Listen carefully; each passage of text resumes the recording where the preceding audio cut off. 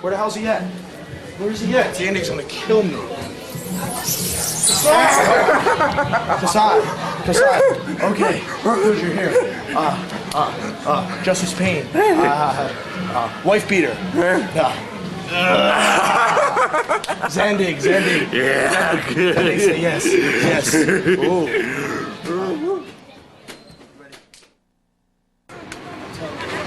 We got the barbed wire boards tonight.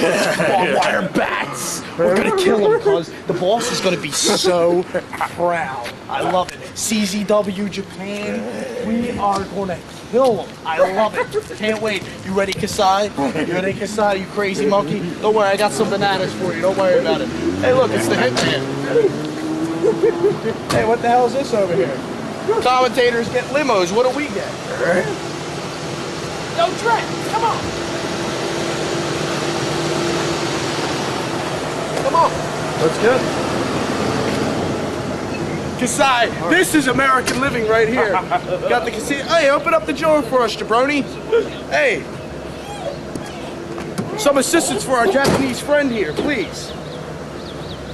If the boss found out that you were this incompetent, he'd fire you.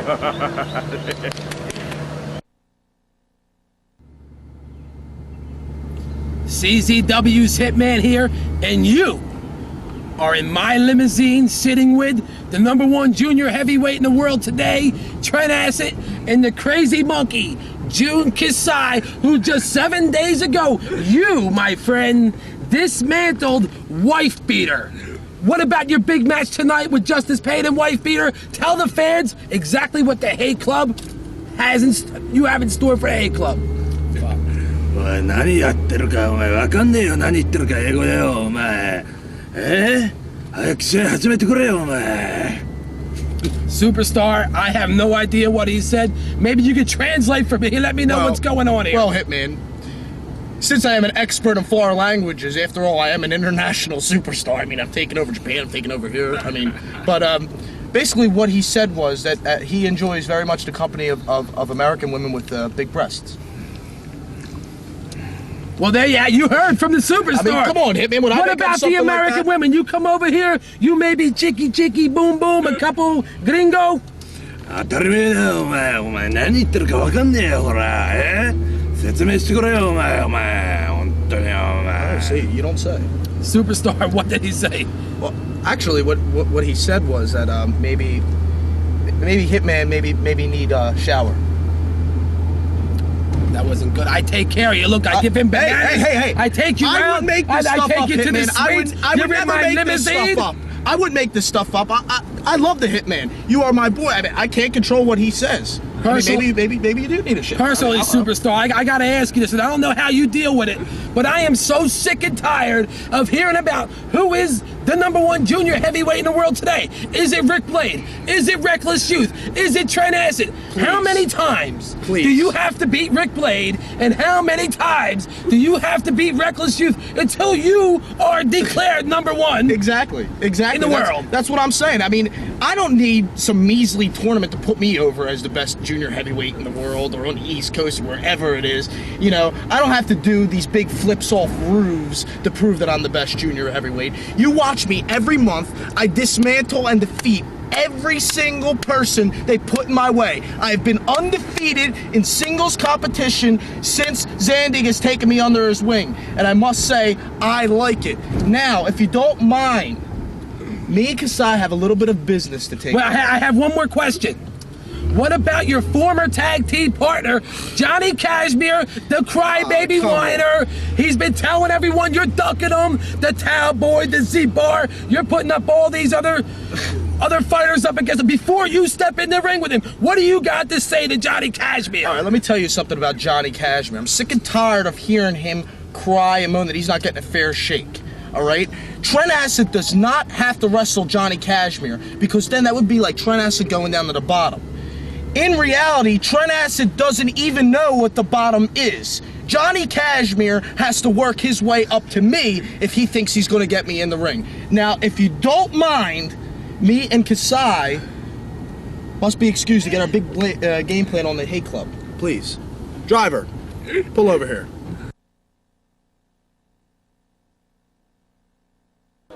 We are live in Smyrna, Delaware at Station 44. And do you people want to see blood tonight? Yeah! Are you people here to see violence? Yeah! Did you people bring your weapons tonight? Yeah! Does anybody have any bats here tonight? Anybody have any bombs And look at that right now, coming up, scheduled to challenge for the CZW Tag Team Championship tonight. John Dahmer and Fast Eddie Valentine. Tonight a big match scheduled with Nate Hatred and Nick Gage, the Tag Team Championship on the line. Your thoughts, guys? It's gonna be pretty good.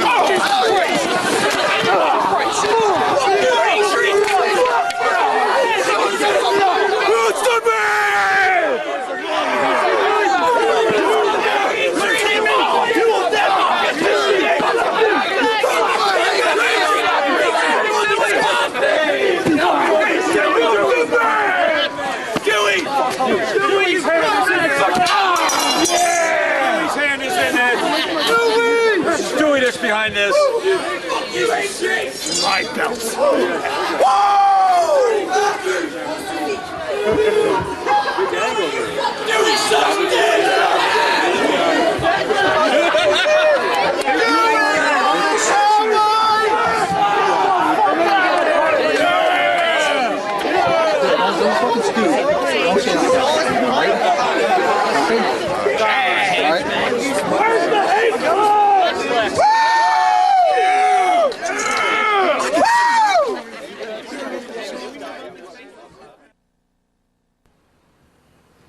Eric Arjulo and John the Hitman House, and tonight we return to Station 44 right here in Smyrna, Delaware. And a main event, unbelievable tonight. No ropes, barbed wire only. Maybe the most barbaric match in the history of professional wrestling to take place here.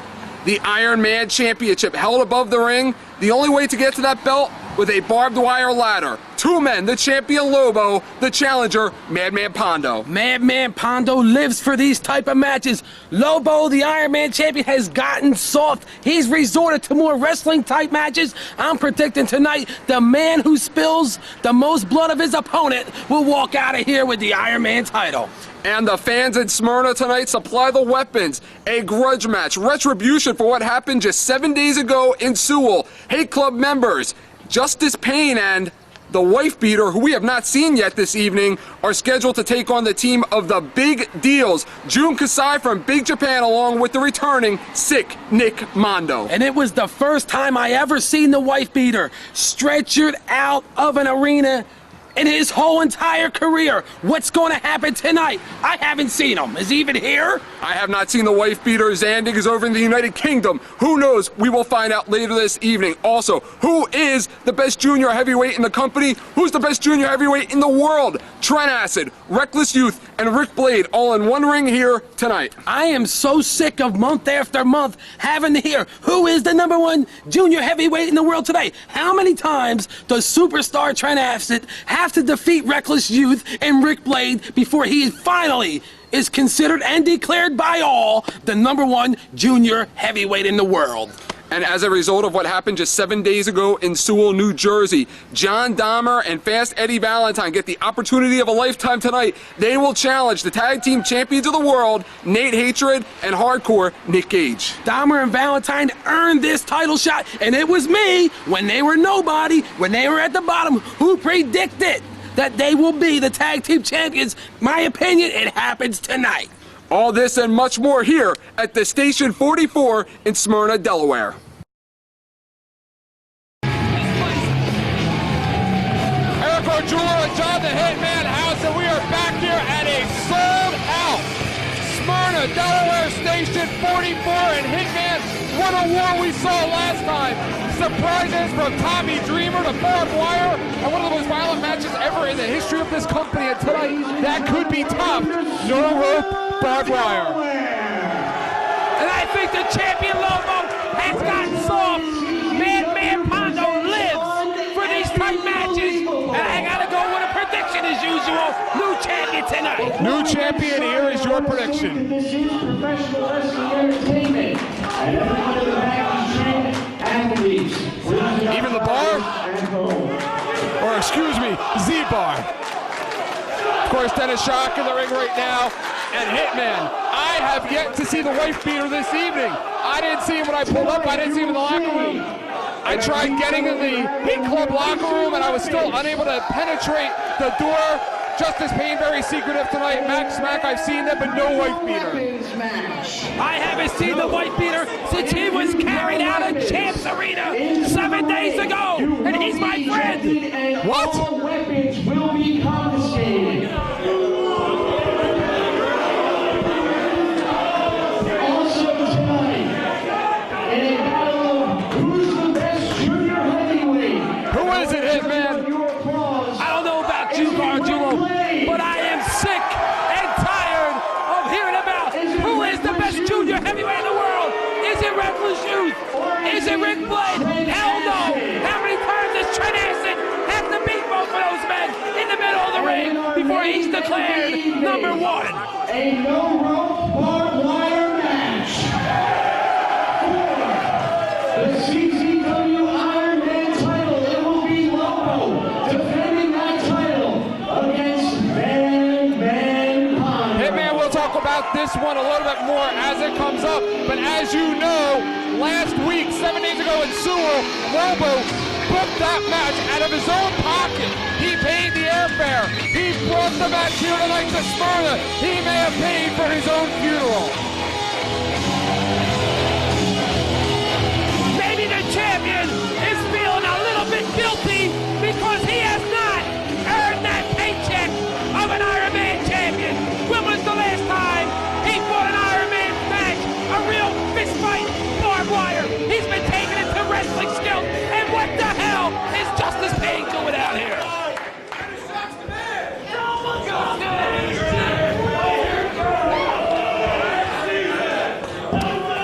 Are you people ready to see some crazy ass shit tonight? Because we have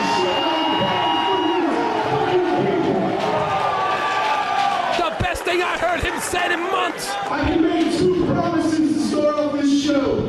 Number 1, you won't see Zandig running his mouth 10 times out here tonight because there's no fucking here. He's out of the country, Hitman. He is defending the title of the United Kingdom this evening. He's representing this company proudly. But where is the wife beater? I can promise you that I will grab each and every one of them weapons and bust it over that stupid chest head. Juke aside, the crazy monkey in the house, the fans will be supplying the weapons in that contest. And he said it the last time they squared off, and what happened? They got carried out. However, Thank you. However, there is a little problem. It might not seem that big to you guys. It may not seem that big in the back to those guys, but to me, it's important because I respect the guy. The guy I'm referring to is Nick Burke. Remember last time in this building, Hitman, we saw those two form a tag Does team. not have an opponent here tonight. This guy has busted his ass for this company over the last year and a half, trying to make a name for himself right here in this area. You're damn right, a former heavyweight champion of the world at the expense of that man right there. Talk about respect, John. The attitude that lost him all his titles. This is what I'm talking about. So Nick Burke, would you do me a favor and please come to this ring right here, right now, because I got something to say. What is it in the air of Smyrna that brings Nick Burke and Justice Payne together every time we're here at Station 44? Well, of course, Hitman Delaware may be the ace in the hole for Nick Burke because this is the state in which he defeated that man in center ring right now, Justice Payne, for his first ever World Heavyweight Championship. Nick Burke doesn't have an opponent. Maybe they're going to form a tag team. Maybe we're going to see a rematch with the Briscoes from last month.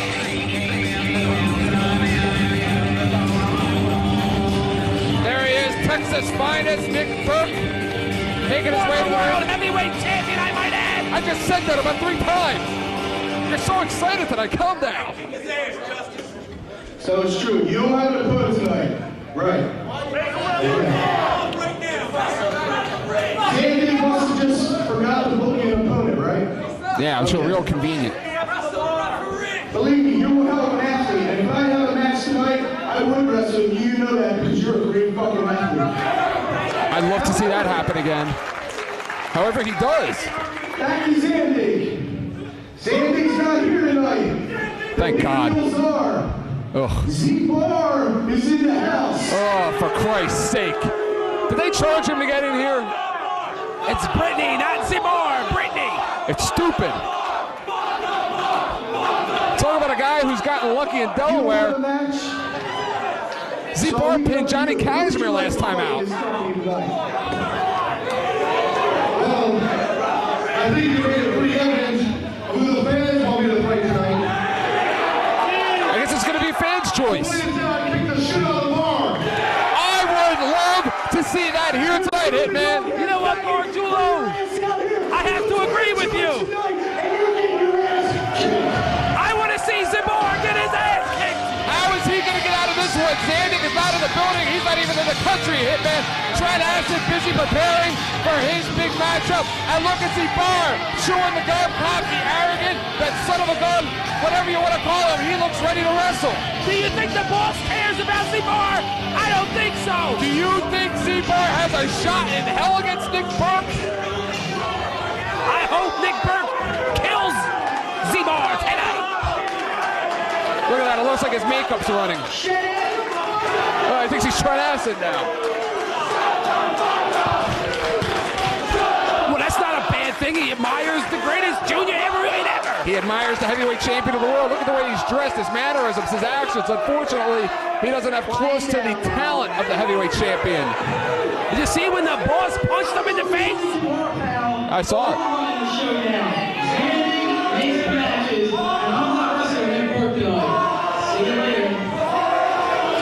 What would you like to call that, Hitman? Seems like somebody's got a big mouth when the boss is around, but unfortunately when the boss isn't here to save his skin, he's got nothing to say. Did you see that? You saw members of the Hate Club just in case and Max Smack blocking them off and Nick Burke all over Z-Bar like a house of fire. Well, Z-Bar, he should have never even came out to the ring when they announced him. He should have run out the back door and kept on going. And you know what? You're right. He is stupid. Now look at the plancha by Nick Burke. He's going to cripple this kid, and I love every minute of it. And the crowd's already on their feet. It doesn't take long here at Station 44. Nick Burke all over Z-Bar. This match isn't about a win-loss. This is all about revenge, retribution, and it looks like we got a ringside seat for this one. The standing room only crowd sold out. Hit him over here, Nicky. Bring him over here, Nick. Bring him to the table. Bring him to the table. Nail him. Beat the son of a bitch. Beat him. Head to the table. There you go. Take that, you pig. Take that, you pussy. Take that. Nail him. Thank you. Thank you very much, Nick Burke, all over the bar. Are we going to ringside seat for that one? Here at CZW. We saw that live and in color. I feel like I'm at a cocktail lounge and he just took a request. Have you ever seen this violent side of Nick Burke before? He might win a challenge for the Iron Man Championship when this is all said and done. How dare you put him in that match? Who made you the booker? Who made Justice Payne the booker? Who made Z-Bar the booker? What's going on here? Look at that cheap shot. Well, if the boss isn't here and he's the booker, the big deal should be running the show, not Justice Payne. And look at him all over with those girly right hands. Have you ever seen such girly right hands before? Whether anyone likes it or not, Z-Bar is in control of the match right now. He likes to call that move Z-Fist Drop. Well, Z-Fist Drop got him nowhere. Did he really think he was going to pin him with that? You know, is this referee going to show him any favoritism when he's over there calling him fat ass and fatso and making fun of his weight and his belly? Let me see who's in there. It's Brian Logan. Logan is a credible official. A credible what? Credible official. And look at Z-Bar with a stiff right hand there on Burke. Burke going in, Burke over the top. Burke setting him up, and look at that, a big reverse knife edge chop. Big right hand, and Nicky is all over one part of the big deal, and he's got the powder once again. Big leg trip by Z-Bar, and that one could be over. The same way it ended for Johnny Casimir. Was that a wrestling move I saw from Z-Bar? With the powder? No, the leg takedown. How about using a half Nelson to take him over into a pinning attempt? Of course, Z-Bar all over. Nick Burke is going to take a lot more than powder to pin a former world heavyweight champion. But Hitman, what about the consequences should Z-Bar come out with a victory? He would be 2-0.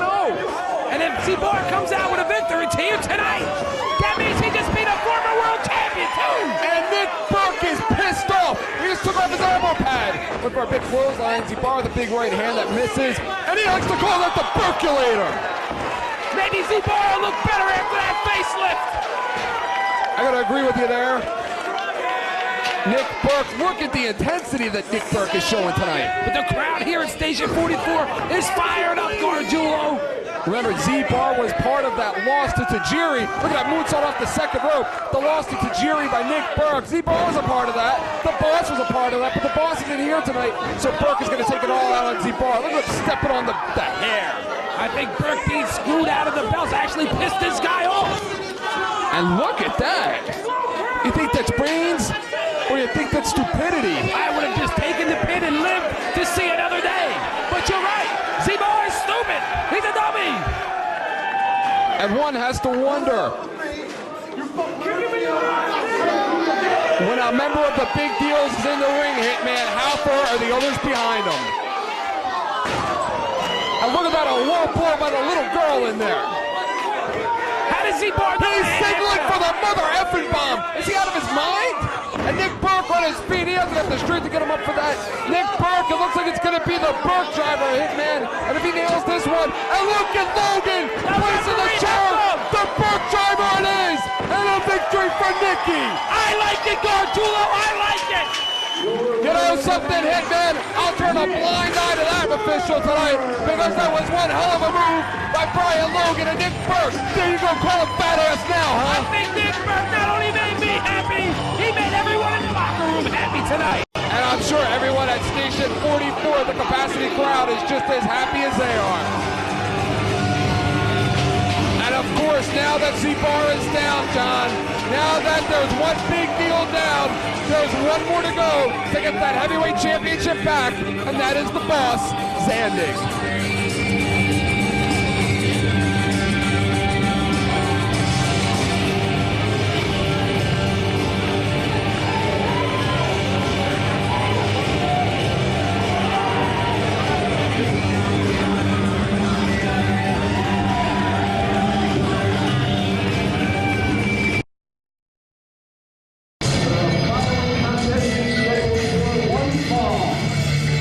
Introducing first, at a total combined weight of 475 pounds, here is Jeff Rucker and Dangerous Danny Rose.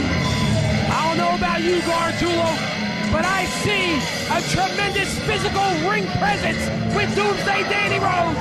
I don't know what he's doing, associating himself with one of the biggest losers ever in Jeff Rucker. Well, let me tell you something, Hitman Rocker is on a roll. This is 2 shows in a row where he's made it past match number 1. But it's amazing. It's amazing. He only keeps a partner for 1 match. Doomsday's got something to say. Look at Jeff Rocker, he's jacked. Somebody give that man a urine test. This is the way to open the show with the kid, Doomsday Danny Rose. Doomsday Danny Rose and the man. What is he, stuttering? Why don't you go up and ask him? We drive our asses all the way to fuck down here to bum shit Delaware. He lives here. He only drove 10 minutes to the building. Expecting a title match because that's what we deserve. Instead we gotta face these 2 little running down punks, the Briscoe brothers. That's the root of your brother, and the kid wants to be somebody sticking mouths in. Let's go, punks. I guess with CZW finally makes it to New York City, where the commission tests everybody, Jeff Rocker won't be on the show. Well, look at that. Jeff won't be wrestling at Portland anytime soon, but the Briscoes very well can be. They are all over the team of Jeff Rocker and Doomsday Danny Rose. You gotta love the leg lariats of the Briscoes, and they are all over them. And take a look at the dude. He's got the Briscoes fired up. Take a look at the dude. As of late, the dude hasn't been doing much. The Briscoes have been on kind of a loss streak as of late. And look at that. Sacrificing one brother for the other. A suicide backdrop over the top. You gotta take it to a big guy like Danny Rose, like that Mr. Doomsday, they like to call him. But Jeff Rocker, I have no idea what Doomsday's even doing associating himself with this guy. The Briscoes were doing just fine when they stuck to the book. They did not cheat, but then all of a sudden the dude got a little cocky, got arrogant. He wanted them to start cheating, and ever since then they have yet to win. And look at the spring by Mark Briscoe as he takes out the team of Jeff Rocker and Doomsday Danny Rose. And how about the nerve of Danny Rose? His second match in, he loses the first one. He expects a title match. I don't know, that guy must be as stupid as he looks tough. It looks like it's going to be Jeff Rocker in the ring.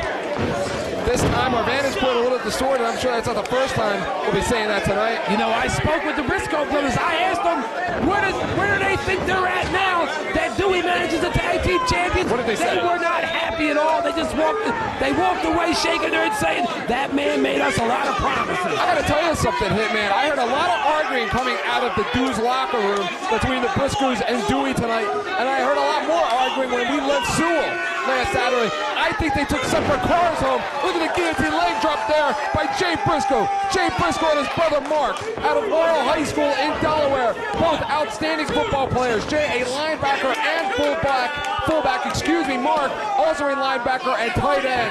These kids are athletes personified here. Whatever arguing heard must be all gone now. They must have patched everything up. The Briscoes are on fire, and look at the Dew out there. The brains behind the Briscoes. And there you go. Look at the neck breaker there by Jay Briscoe on Jeff Rocker. And Jeff Rocker was telling me, Hitman, does Jeff Rocker corner you and just try and talk to you for hours so you'll put him over? He offered me $10 to put him over earlier tonight. That's it? That's it. He offered me 25. I told him to add 3 more zeros and maybe we'd start talking. And look at the leg drop there by Jay Briscoe. These Briscoe kids are on fire. And they should be on fire, Gargiulo. This is their home state. They have a lot to prove. The tag team division red hot, maybe the hottest that it ever has been here in CZW. The Briscoe brothers all over. Jeff Rocker with his new partner, Doomsday Danny Rose. Of course, John Dahmer and Fast Eddie Valentine. Look at the big elbow drop. Ooh, yeah, by Mark Briscoe. I think all the members of these two teams are all from Delaware. And of course, you also have the tag team, as I was referring to, John Dahmer, Fast Eddie Valentine. You have the tag team champions, Nate Hatred and Nick Gage, the Hate Club, the Big Deals, and also, you can forget about the Spanish announce team we saw return last week. I mean, you talk about Dahmer and Valentine, pound for pound being the best technical tag team in the history of CZW. But what about the Briscoes? Well, I'm sure we will hear more about that feud. Look at the double Japanese arm drag there by the Briscoe brothers.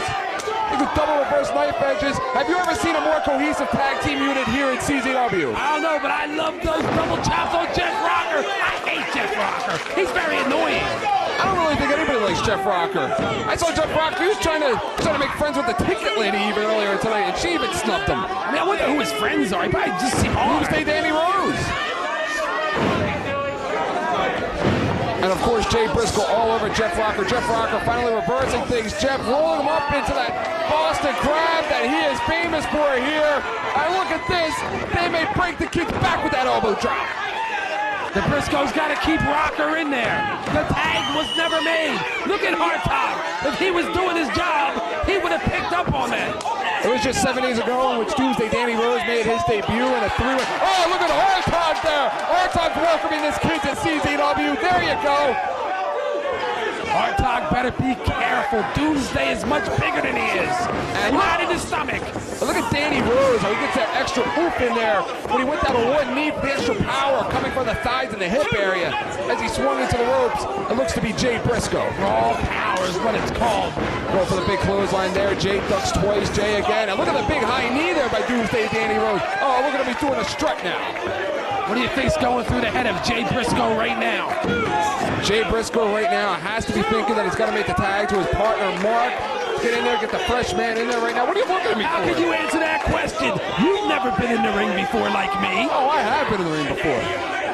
Like you. And look at the double team maneuver there by Jeff Rocker. You would have to think, Hitman, that ever since Jeff Rocker's been in CZW, he has never looked better than in the tag team matches with Danny Rose. Well, that's because he has a partner that can carry the match whenever he gets in trouble. I mean, how many guys can take out a guy the size of Doomsday Danny Rose? And look at Rocker with that suplex there. And Delaware has been very kind to Jeff Rocker. Jeff Rocker's been on some sort of a hot streak here in Delaware. into the building tonight, Hitman. He's got a little bit of a following. He was all over the flyers outside of the building this evening. Very coincidental. I wonder who makes the flyers. And look at Danny Rose and Jeff Rocker. They look like they'll agree on anything right now.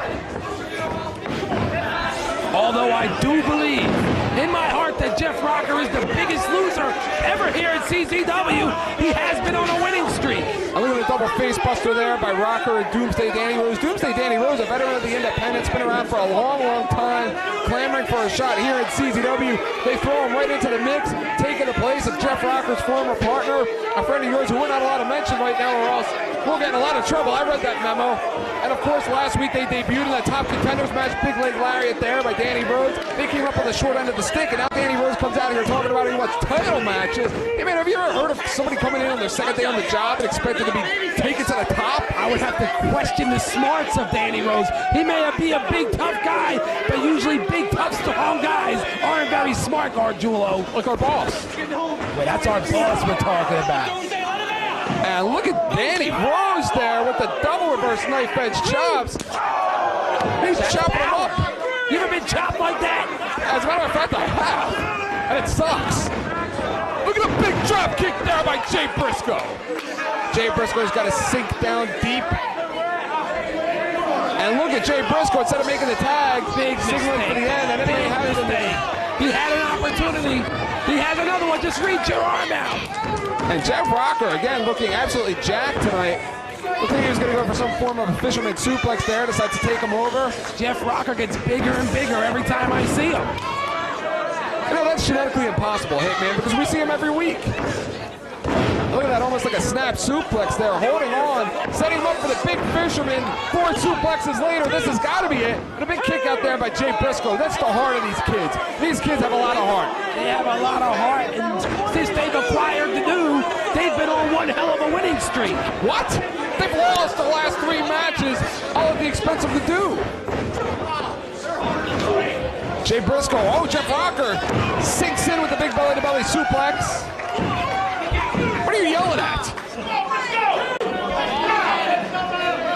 And again, Jeff Rocker and Doomsday Danny Rose throwing everything they possibly can at them and still yet unable to put these kids away. Jay Briscoe's been in there a long, long time. Jay Briscoe right now is going to be going all on instinct with a couple right hands. The match really changed.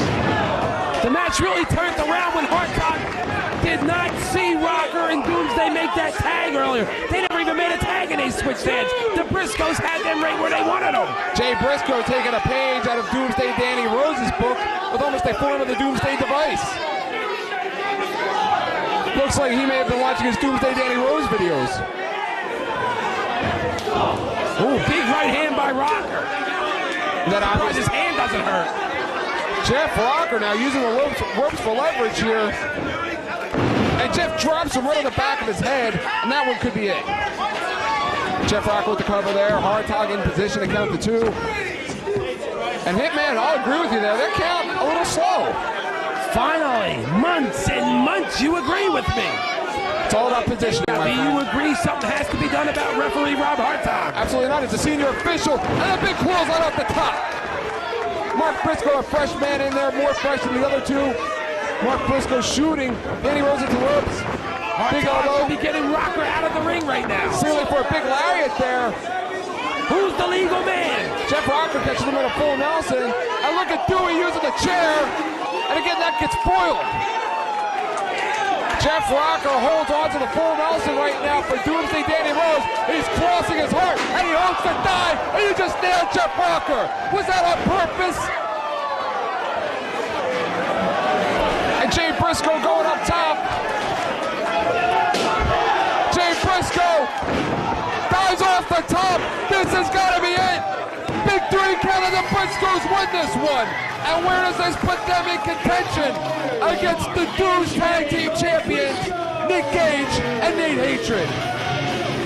Do you actually think the dude is going to create problems within his own family and do something like that?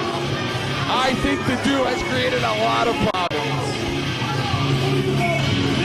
And how about Danny Rose and Jeff Rocker? Obviously, these 2 are going to have some problems now. Danny Rose is not the most understanding guy in the world. I don't know know too much about Danny Rose, but obviously he's not that very smart of a person if he's still hanging around Jeff Rocker. And look at him, he thinks he's an EMT in there. Oh, he just put his hands on the hard times. And Brian Logan at ringside, maybe to back up Rob Hard Time. I don't think so. Logan probably wants his spot. And the Briscoe brothers coming to Hard Time theme. You gotta love these kids.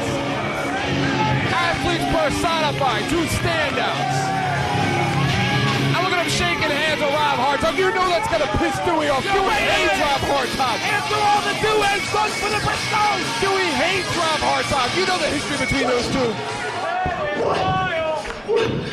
What in the hell are you doing? Dewey's talking to you.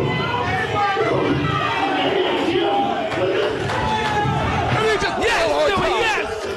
Thank you, Dewey!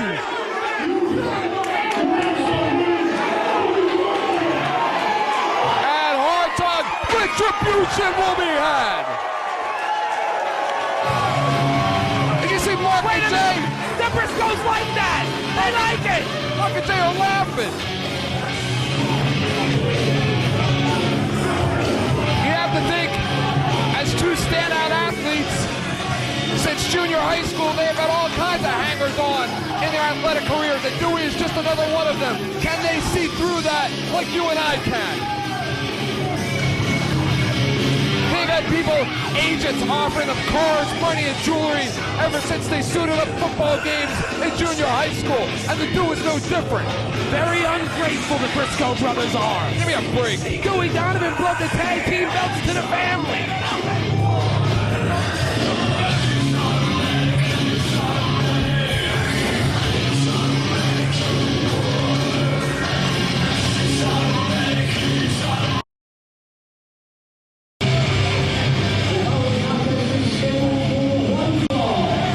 Introducing first, from Miami, Florida, weighing in at 175 pounds, the Hurricane Kid. And of course, Hitman, this is special attraction CZW, seizing the opportunity to give their wrestlers the challenge and put them to the test.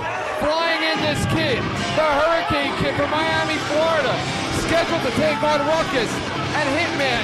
This is not the first time these two will have met.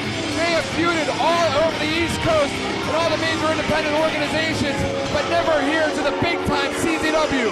But tonight, the Hurricane Kid is in Ruckus's backyard. Who the hell is this Hurricane Kid? I've never heard of him. He's a standout athlete on the independent circuit. The feud between him and Ruckus all over the East Coast. Tonight, CZW brings it here to Smyrna.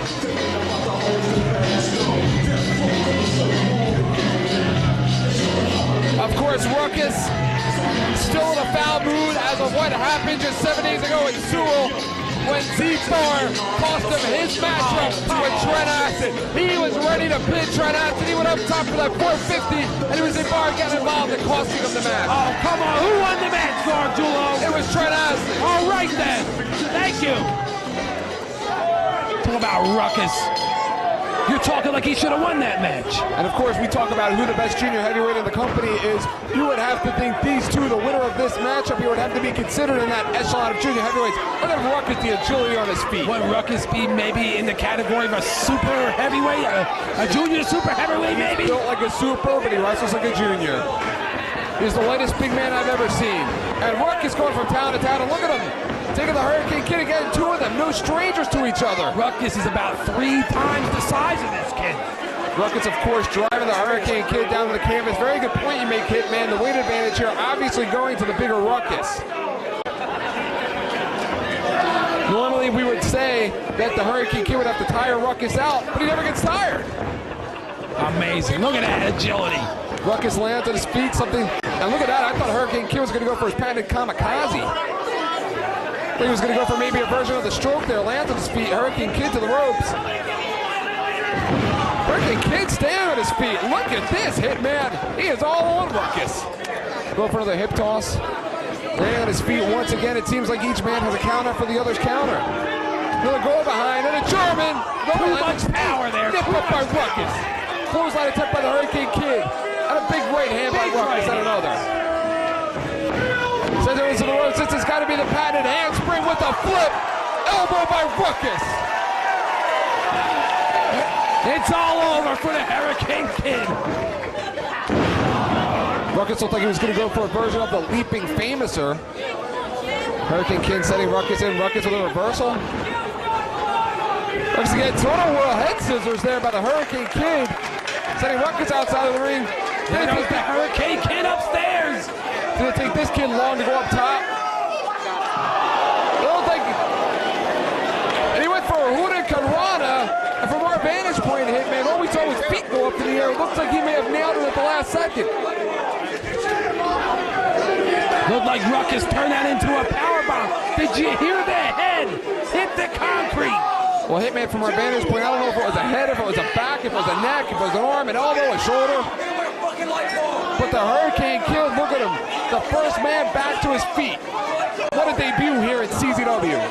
If he defeats Ruckus here tonight, what a way to make a name for himself here. I've never heard of this kid before. Look at him following Ruckus around the ring with a steel chair. And Ruckus reverses it.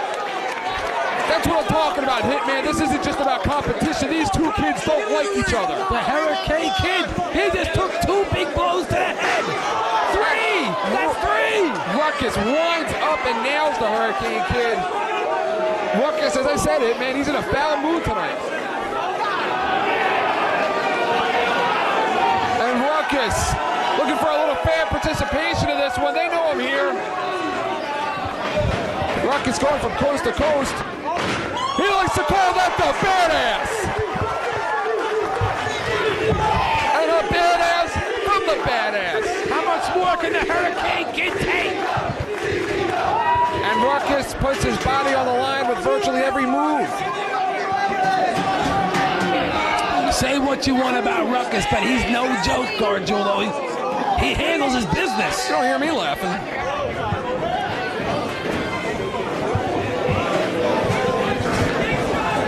Ruckus and the Hurricane Kid back in the ring. That's the only place this one's going to end. Ruckus with a sit-out face buster. Ruckus is killing this kid. And Ruckus, look at the strength from Ruckus there. Ruckus again holds on. It's over. It's over. Cover the man, Ruckus. Ruckus turns it into an Akiyama driver. What? An Akiyama driver in Japan. In the United States, it's called a rock bottom.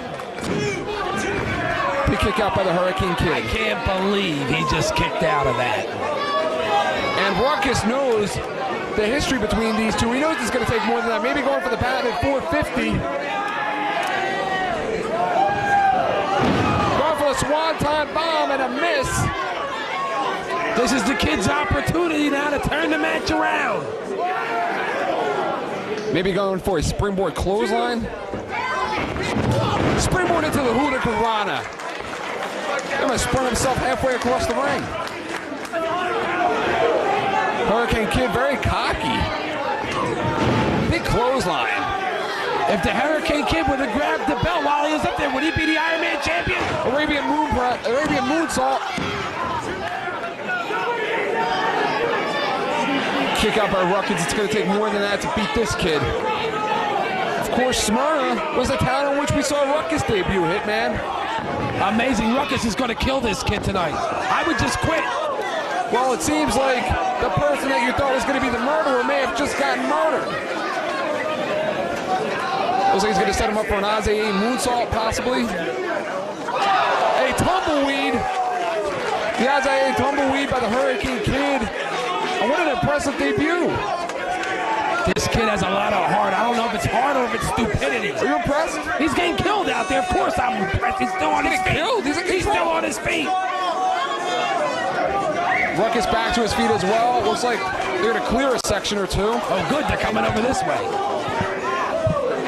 Looks like Ruckus just slammed him into the steel pole. And of course, Brian Logan with the count. Ruckus, of course, with the handspring moonsault on the floor.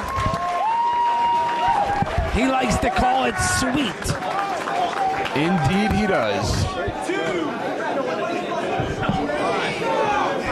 Brian Logan again counting to 10. Between all the aerial movement of those two, they could find themselves counted out, Hitman. How about that? After all that effort, they could find themselves counted out. And then what's that mean, Gargiulo? A rematch? Ruckus gets to kill this kid again? Oh, I know. I'm not the booker. Bar. What a way to try to make a name for yourself. Ruckus back in the ring with a big reverse knife edge chop. Hurricane Kid's lucky he wore that t-shirt into the ring.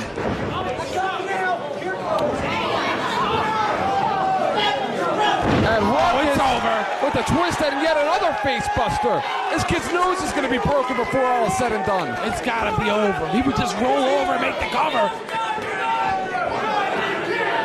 Ruckus getting up to his feet. You would have to think he's going to set him up at some point in time for that 450. Could you imagine the guy the size of Ruckus doing a 450 and coming down on you? And look at Ruckus. Looked like he was going to go for an atomic knee drop and uses the spring and sits out again and drives the Hurricane Kid into the mat. Look at the Hurricane Kid. He's in a lot of pain. Look at his face. Well, the Hurricane Kid, he's ended a lot of the matches between him and Ruckus with that Hurricane Kamikaze. You have to look out for that maneuver here. Ruckus in there. Hitman, this is a war between these two. Hurricane Kid should just hurricane his ass back to Florida. Ruckus setting him up now, maybe for some kind of a tornado DDT. And the Hurricane Kid just shoving Ruckus, and eye rake. And a Hurricane Kamikaze it is. Hurricane Kamikaze on the chair. The Hurricane Kid's got to get up to his feet. It looked like Ruckus was setting up for some sort of like a power bomb off the top rope, and the Hurricane Kid turned it around on him. We found himself on the receiving end of a Hurricane Kamikaze. He drags Ruckus's leg. Oh no, Ruckus with the leg over the rope. With one hand, the kid couldn't hook Ruckus's leg. That thing's like a tree trunk. Maybe he's going to set him up for a springboard moonsault here. Ruckus pushes the chair off. Looks like Ruckus was playing possum with him. Shaking the ropes. And look at him. He's hooked.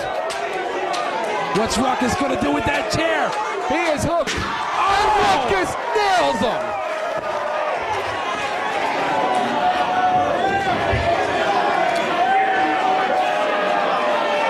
Are you kidding me? That's 300 pounds right there. Are you kidding me?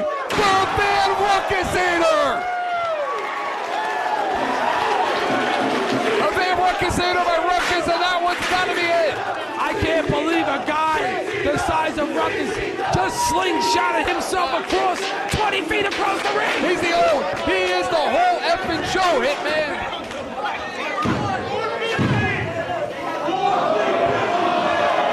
Oh, maybe it's a big mistake by Ruckus. He had the match. Ruckus gonna put an exclamation point on it with the 450. He's gonna hit his head on the fan if he doesn't watch out. Of course, you see the Iron Man Championship hanging above the ring right now. 450 it is! And with one foot, Ruckus puts out the Hurricane here in Smyrna. But I would imagine, Hitman, that will not be the last we see of the Hurricane Kid. I don't know, Gargiulo, about that. He's not moving. The Hurricane Kid has not moved. Ruckus has won the battle tonight, but I'm sure the war will continue. CZW fans love Ruckus, man. They love him. And Ruckus getting some retribution after the big upset, the big loss just 7 days ago.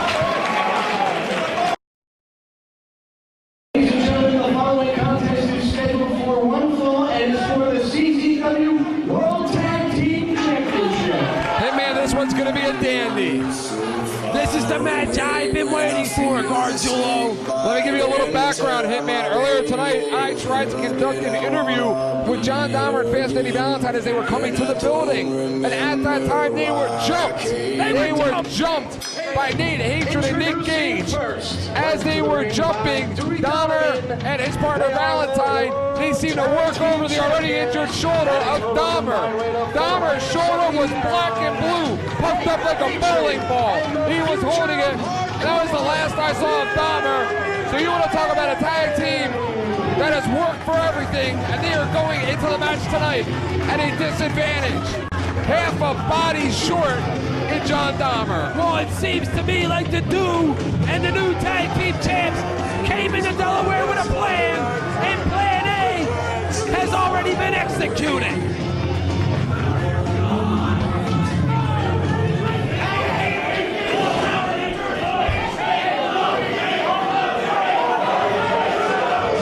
Is he going to take a shot at Logan too?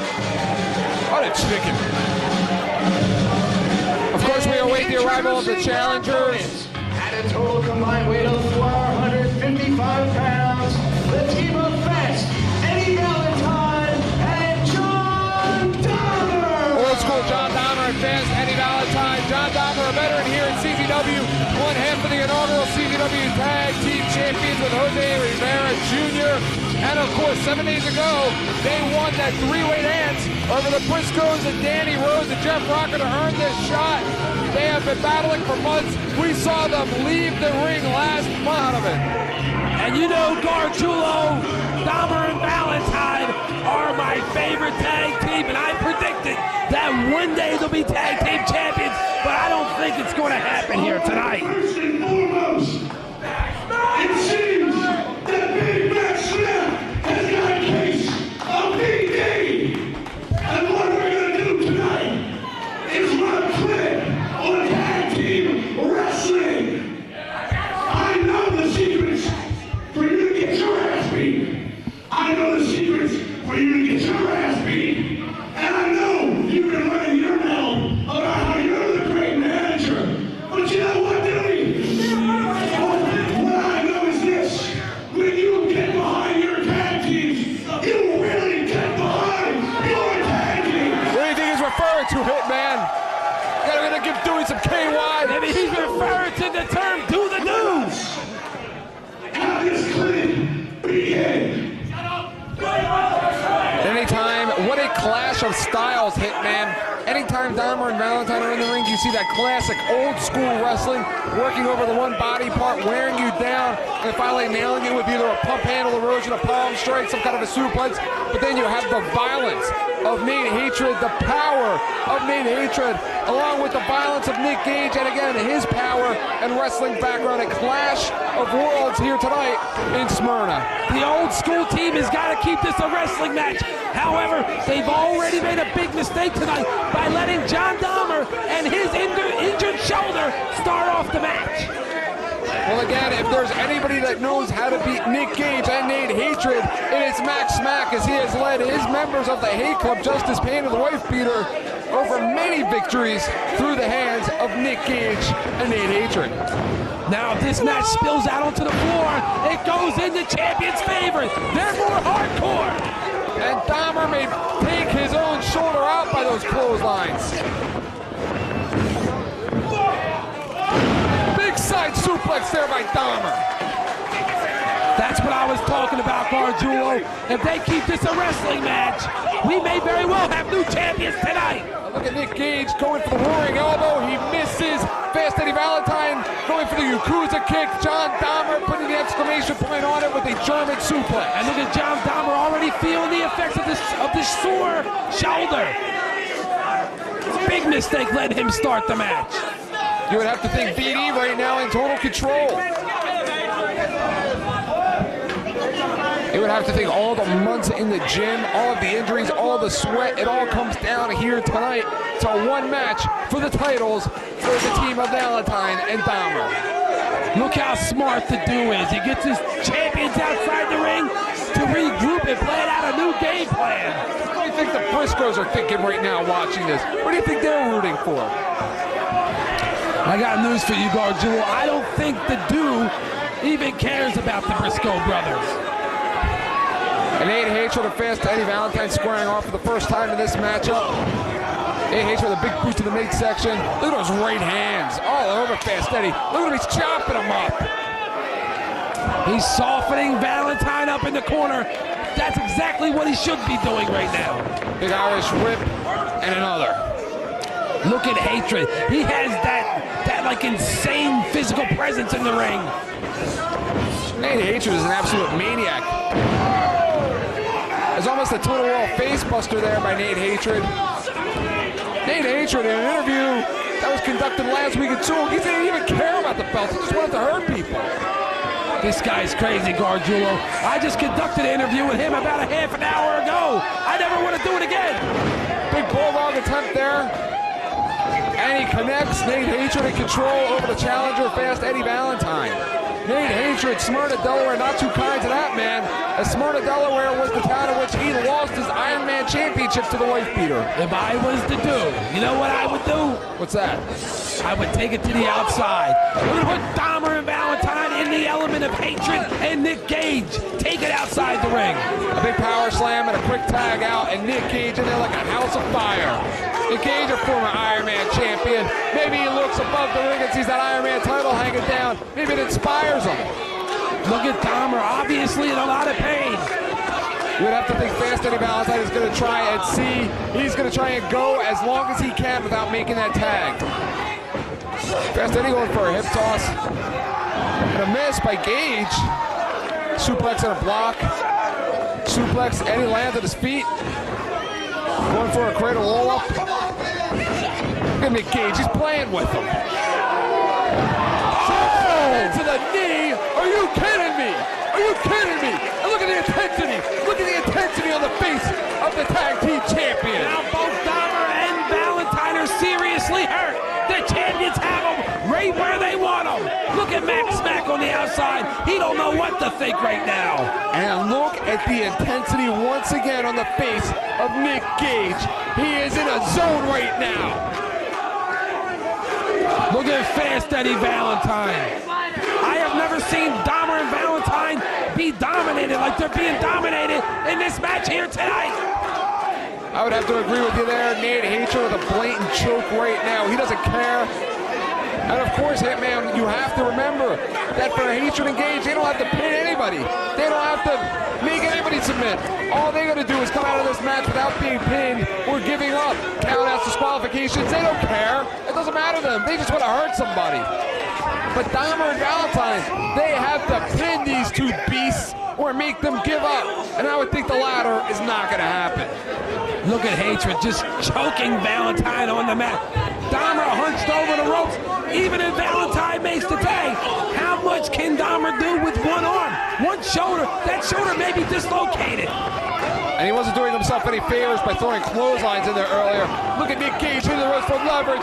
And he drives the foot, right into the face of Fast Eddie Valentine. The dude has the champs charged up. You have to watch out as far as Fast Eddie Valentine is concerned. He can nail that Emerald Erosion or any one of those lethal palm strikes at any time. Did you see Hatred laughing at Valentine? When was the last time you saw Nate Hatred even have a smile on his face? That guy's always pissed These off. two are a bunch of sick individuals. It's Nate Hatred going up top. We don't see this too often. What a treat. Nate Hatred with a big leg drop. When was the last time we had tag team champions that we could be proud of, Gargiulo? The Hate Club were tag team champions we could be proud of. The Hate Club, of course, about 8 months ago, defeated the team of Rick Blade and Nick Mono for those belts. Held them for a long reign. Look at those palm strikes coming back. And of course, it was Zandig costing the Hate Club those tag team titles in Dover.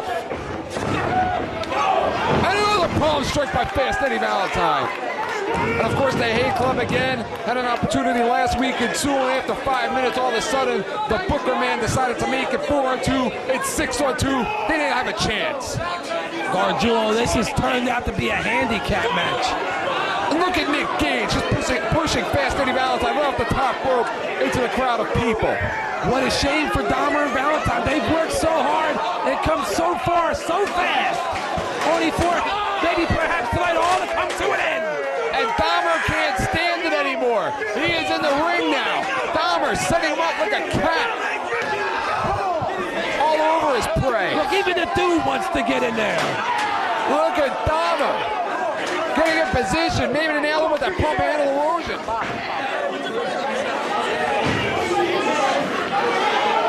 Dahmer right now losing his balance. You would have to think the injured shoulder throwing off the equilibrium of John Dahmer. Dahmer goes up top. Dahmer out to the aid of his tag team partner.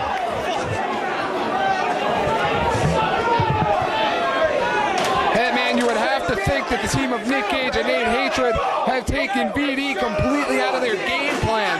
So much for working over one body part, so much for wearing their man down, so much for the suplexes and the power moves. This one's been an all-out brawl, and the majority of the match has been in control by the champions. I bet you it was the dude's game plan to attack the challengers outside before the show tonight. Beautiful plan. And again, Hitman, as you alluded to earlier, the key to this match was for Dahmer and Valentine to keep it in the ring. But unfortunately, that has not been the case, as right now they are just playing right in the hands of the tag team champions. And remember this, the champions don't have to pin the challenge. I already mentioned that. You said that a long time ago. I just said it 2 minutes ago.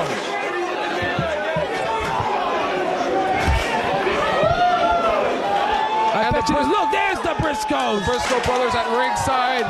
They should be at ringside, Barjolo. They're a family. It's people like you that start the trouble. Showing a sign of unity as Nick Gage walked by them. But who are they cheering for? What are they doing out here? Who are they here to watch? Are they here to root on the champions? Or are they here for the interest of the challengers? Where are they standing? Next to the dude. Maybe they're there to get a better look. Dahmer and Valentine raising their hands. And Nick Gage, as quick as he hits the rope, he goes out. Dahmer and Valentine really need to take this time and get a breather. Dahmer really needs to rest that injured shoulder. Maybe save it up for one last-ditch effort. Maybe a pump handle erosion. Maybe stereo erosions. Maybe even try and nail that orange crush we saw last week at Sewell.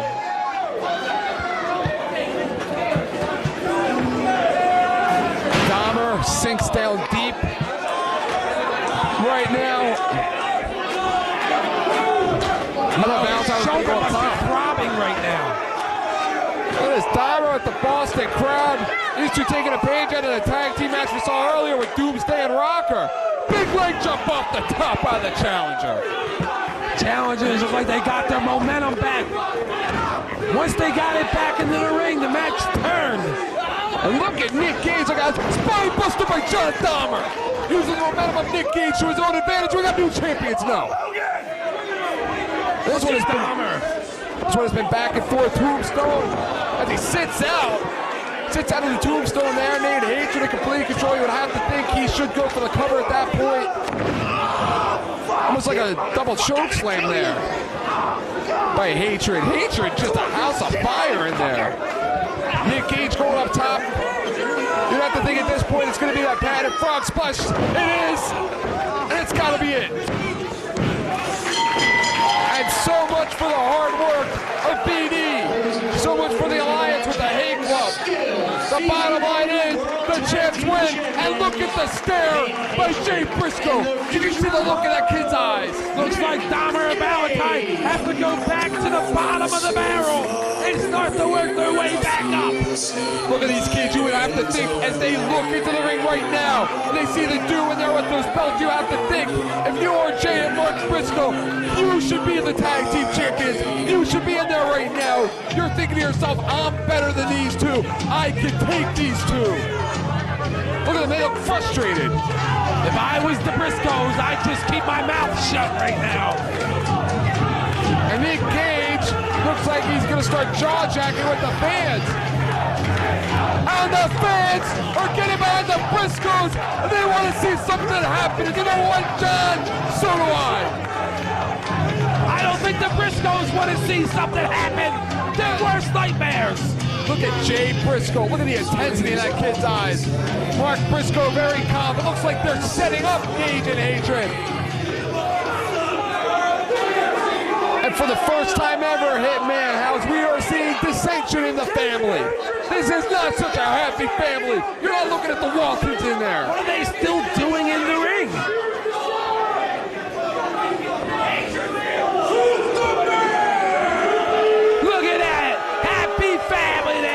walking. I don't see John Boy anywhere. I don't see any girls rolling around in the grass fields. Look at Nick Gage putting the lip on the Briscoes. He told, let's go, Bout. One has to wonder, the Briscoes very disciplined. But at some point, they're going to have to break that discipline and go for the tag team championship. We have to see that match here at CZW. It has to happen. The Briscoes, Gage and Hatred, here at CZW. I don't think the Briscoes want anything to do with our tag team champion.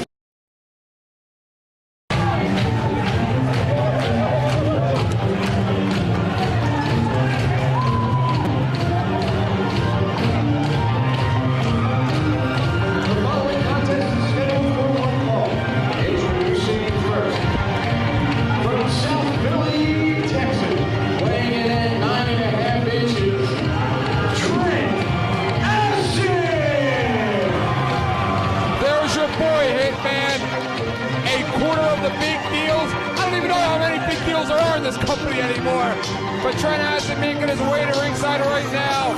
Look at him, cocky, cool, and confident. He's out there dancing. He thinks he's dancing on air. He's gonna have a dance contest out there. He's back with the Backseat Boys, and he is without a doubt the #1 junior heavyweight in the world today. What do you think of his dancing? He's the man. He's allowed to dance. How many times he got to beat Reckless Youth? How many times does he have to beat Rick Blade, huh? My question to you is, where is C-Bar right now, huh? Look at Trent Acid in there. All of a sudden, he's all over the fashion of Dennis Shot. Trent wants to win this match. He brings C-Bar out here, the odds will be against him. Well, Hitman, it wasn't too long ago, right here in this very same building. It was a ladder match between Trent Acid and Rick Blade, in which H.C. Loke out of nowhere was announced as a special referee. They screwed Rick Blade. Trent gets the victory. Last week at Sewell, Ruckus gets screwed. Trent gets the victory. Over at Dover, Trent gets the victory over Reckless Youth and Nick Burke. Can this man be any hotter right now? But tonight, the odd man gets thrown into the mix, and that's Rick Blade. How can you come out here and say these guys been screwed? Ruckus never complained. Rick Blade hasn't been complaining. They know they lost their matches. They're happy with it. They're dealing with it. Now why don't you deal with it? Right now, you would have to think 1 or 2 more victories by Trent Acid will put him right in line for a rematch for the CZW Junior Heavyweight Championship, which is currently held by Men's Tail.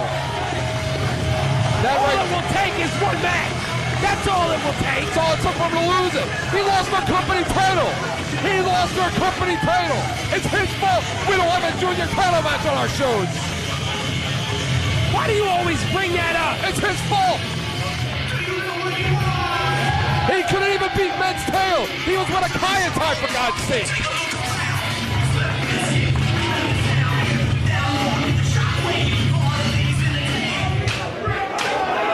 No love lost between these 3 men. Elimination match. Now in the back prior to this match, we have a coin toss. Rick Blade won the coin toss. He will have a 2-minute bye. And you know what? He'll take every bit of those 2 minutes too. Wow. You didn't have any problem with Trent Acid taking 5 in Dover, did you? What are you talking about? Trent Acid was having beers and drinks at the bar in Dover. Well, that's how you're treated when you're a superstar. And Ruckus still remembers that. Is it going to be the quadrusalt with a twist to finish this one off? Is it going to be the acid bomb? Is it going to be the 2K bomb? Where's he going? He's getting ready for the match. This is a big match, Gargiulo. And when is he going to wrestle Johnny Cashmere already? He has nothing to prove to any of these guys, especially to Johnny Cashmere. Of course, the history runs deep between Trent Acid and Rick Blade. They have traded tag team championships with Johnny Cashmere and Nick Manu as respective partners. They have traded the junior heavyweight championship between each other. Those two have a hell of a history between them. And Reckless Youth and Trent Acid have wrestled many times here in CZW. They have traded more victories with each other than anybody else in the back of that locker room. Is that a bell? And if you remember correctly, it was Trent Acid who defeated Rick Blade for the Junior heavyweight title. With the help of the Hate Club, don't forget. Oh, come on. Wasn't even on our show. Wasn't even a CZW show. Come on, Gargiulo. You never give Trent Acid credit where credit's due. It was a Loser Ace Robinson show. Look at both men in there. Looks like they're exchanging forearms right now. Trent slides right under the legs. All over Reckless Youth. Reckless up top. Kind of like a belly-to-belly drag. Shooting Trent into the ropes. Very quick arm drag by Reckless Youth in complete control right now. The speed of Reckless Youth. Reckless Youth is on fire. Using the hair to his advantage. Oh! Rick Blade, so much for your 2-minute buy. Look at Rick Blade. He probably even waited his 2 minutes. He saw an opening, a cheap shot, and he took it. And of course, Rick Blade and Reckless Youth, a deep history between those two as well. Rick with the corkscrew off the top.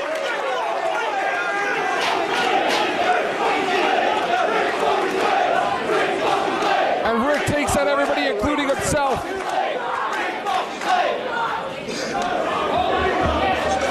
Rick Blade was one of Reckless Youth's final opponents here in CZW before he left to go on to other things. Brian Logan there to make the count. Rick Blade looks very hurt right now. Rick Blade very Maybe slow to Rick get up. Blade should have took his full 2 minutes. No pads around the ring. Brian Logan out to check on the combatants. Reckless Youth slides back in the ring. Reckless Youth more experienced than his two opponents. Using the ring to his advantage. Yeah, he figures he'll get the count-out victory. And bragging rights. Reckless Youth has lost more moves than we will ever know. Reckless looks like he's setting him up right now for a lariat. No, Trent ducks through, going for the Yakuza kick. Trent with a roaring elbow. You're the man. He's the man. Trent sets him up. Nails the roaring elbow. Both men going to the ropes. And we saw him do that in Dover. Rick springs, flips, lands on his feet.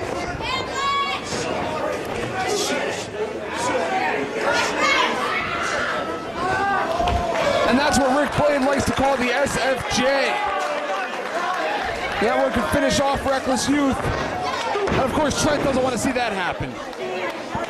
Well, see, the superstar can lose this match without being a part of the pinfall or submission. That's correct. And Trent winds up on the second turnbuckle there. Reckless looks like he's going to set him up maybe for a tornado DDT. Excuse me, that was a tornado divorce court. It doesn't just separate the arm, Hitman, it divorces it. Look at that, he goes right after the shoulder of Trent Acid and the leg of Rick Blade. Looks like Reckless Youth came into this match with a game plan. And Reckless Youth with some form of a dragon sleeper. Look at Logan right in position, waiting to see the superstar will give it up. Big roundhouse kick by Rick Blade. Rick Blade returns the favor. Reckless Youth told me earlier tonight that he learned more in his series of matches with William Regal down south than he has with any other opponent in his career. Big backdrop there. Look at the agility of Rick Blade. Still favoring the legs. And Reckless likes to call that the funky dragon screw. That's the experience of Reckless Youth. He goes right back to the knee. Another roaring elbow by Trent Acid.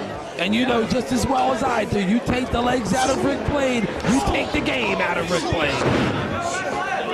Reckless Youth with a couple forearms of his own. Very stiff match. Stiff?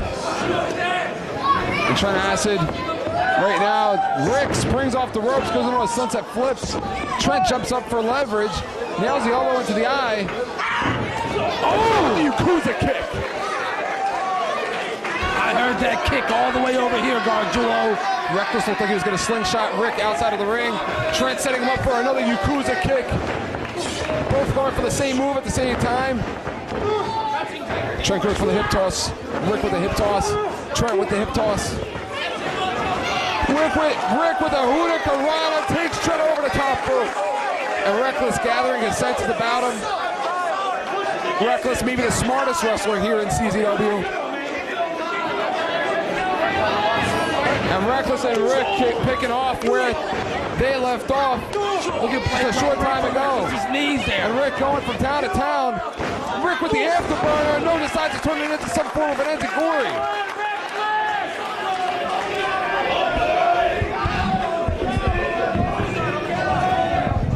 Look at Reckless going to the outside. Rick Blade, it looked like it took a little bit more out of Rick than it did out of Reckless. Reckless, again, a very smart wrestler going to the outside to break things up, break the momentum up of Rick Blade. What's the superstar going to bless us with now? And the superstar, the moonsault press off the top to the outside. Takes out both of his opponents. You would have to think the superstar in complete control right now, but where is Z-Bar? Who cares where Z-Bar is? I'm glad he's not out here. I think they killed him earlier. And don't forget, Hitman Sick Nick Mondo In the house tonight. is here. Jude Kasai. In the house tonight. Zandig. Not in the house tonight. Thank you.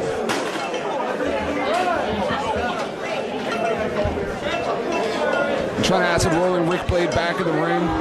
He knows this one can't end on the outside. That's what makes him a superstar, Gargiulo. Don't you understand? Well, I'm very curious to see how Trent Acid will do without any outside interference. Trent Acid swinging Rick to the ropes. Rick goes up top. Trent with a cross-body block. Reverse flying body press. Rick going for a crescent kick there. Trent swinging Rick in. And look at that! A big Yakuza kick by Trent. As Rick told him he was #1. And Reckless sets him up for the lariat. A lariat it is! Almost took the head off of Trent Acid. Brian Logan in for the quick 3. Very smart for Reckless Youth to go for a cover there. He hooked the leg knowing that if he had the pin, he would have had it because Rick Blade was in no position to break the count. Reckless sending in Trent. Trent going some form of an elbow. And look at that, Reckless with a form of a sit-out pedigree. Reckless pushes Rick off the top, breaking the leverage of Rick Blade.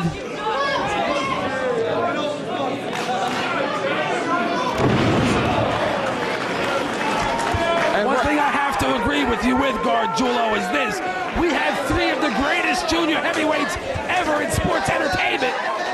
We talk about how hot and competitive our tag team division is. What about our junior division? What was that? That was a form of a suicide flip. A suicide for him to even attempt it. Look at Logan right on top of his game out there, making the count. Looks like almost like a somersault plancha from my view. Our vantage point completely distorted right now.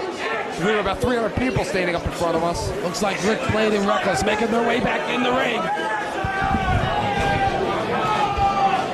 Notice how Trent is taking his time getting back in there. Reckless going low on Rick Blade. Reckless has really been in control for most of this match. You would have to think the advantage at this point is going with Reckless. Well, Reckless is the most experienced combatant in this match. Agreed. Trent may be setting Rick up for that acid bomb. No. Maybe a superplex here. And Reckless is going to break that up. What the hell do you call this, Hitman? And he sunset flip. Trent holds on in a superplex by acid. Have you ever seen anything like this in your life? All 3 of them got it there. And no, I have never seen that before. And that move took a little something out of all 3 individuals. All 3 of these guys want to win this match. Of course, negotiations for this match going on all the way up till match time. And it seemed like rules would change a little bit, Hitman, as Dennis Shock announced this was going to be an elimination match. My format sheet here has 1 pinfall, takes it home. But Dennis Shock did announce it was an elimination match. Yeah, well, Dennis Shock isn't the smartest life in the drawer, you know. Well, you don't have to tell me that one twice. Okay. He's not the smartest knife in the drawer. You didn't have to tell me that twice. He's not a very smart man. Ruckus Youth going That's up what top. I said. Rick Blade maybe going for a superplex of his own. You know what they say, it is better to give than it is to receive. And a tornado DDT off the top. You gotta be kidding me. I don't think Rick Blade's going to get up from that. Rick Blade went for a superplex of his own, countered by a tornado DDT. That's the thing about Reckless. He's got so many counters. He is dangerous from any part of the ring. But after that tornado DDT, it looks like it took its toll on Reckless Youth as well. Reckless favoring that arm. I think he just called for the 2K bomb. Yes, he no, did. not this. 2K bomb it is, no. Looks like it's going to be the acid bomb. It's going to be the acid bomb by Trent Acid. And Reckless Youth kicking out of that one. Oh, takes out the knees. That was very smart by Reckless Youth to go there. Reckless quick as a cat. Goes up top for the diving knee attack.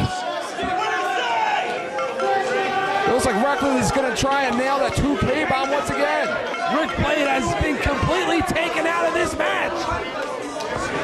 Reckless up top, and look at Trent. Falls into the ropes. Brian Logan favoring his lower back. I told you he should not have been eating all those hot dogs before the matches. Acid bomb off!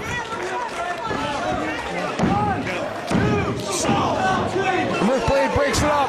And Zbarr ringside. What the hell is the ultraviolet cowboy doing back here? Isn't he done enough around here? What the hell is the cowboy doing out here? Rick Blade with a self-defensive move there. Looked like he was going to go for the sky high. I don't know where Rick Blade got the strength to pull that move off. And what the hell is Z-Bar and the ultraviolet cowboy doing outside? Are they talking about how they screwed Johnny Cashmere? Can you believe each of those two sick sons of bitches have victories over JK? God forbid the big deals do anything legitimately around here. Look at Rick Blade obviously hurting. Rick with the shooting star. And Z-Bar comes in. The cowboy up there. What the hell are they doing? They screwed up last time in Smyrna too. And we're going to see a 2K bomb after all.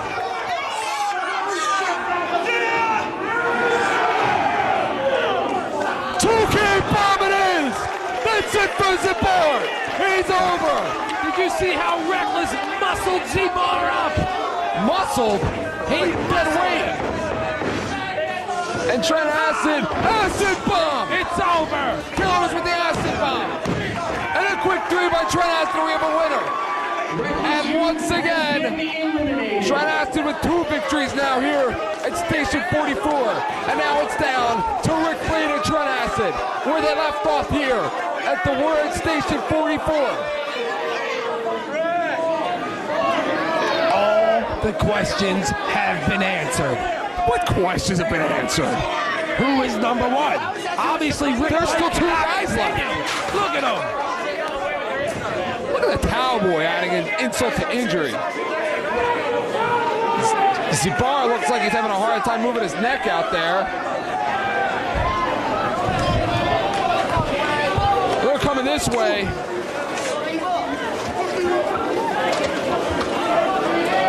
Trent taking Rick Blade on a tour of Station 44. Right into that garage door. That's glass. They're going outside. The garage door is going up, Hitman.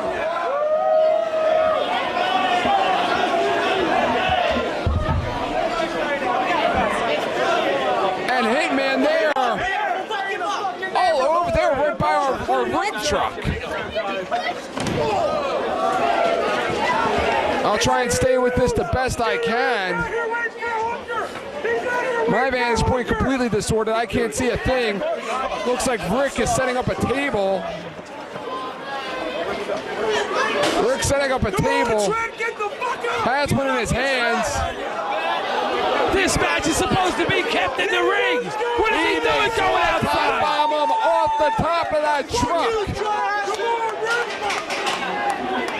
It's a beautiful night here. It is springtime in Smyrna, and it looks like Rick Blade is going to light up Smyrna, and the Hitman is going to get a better look at things.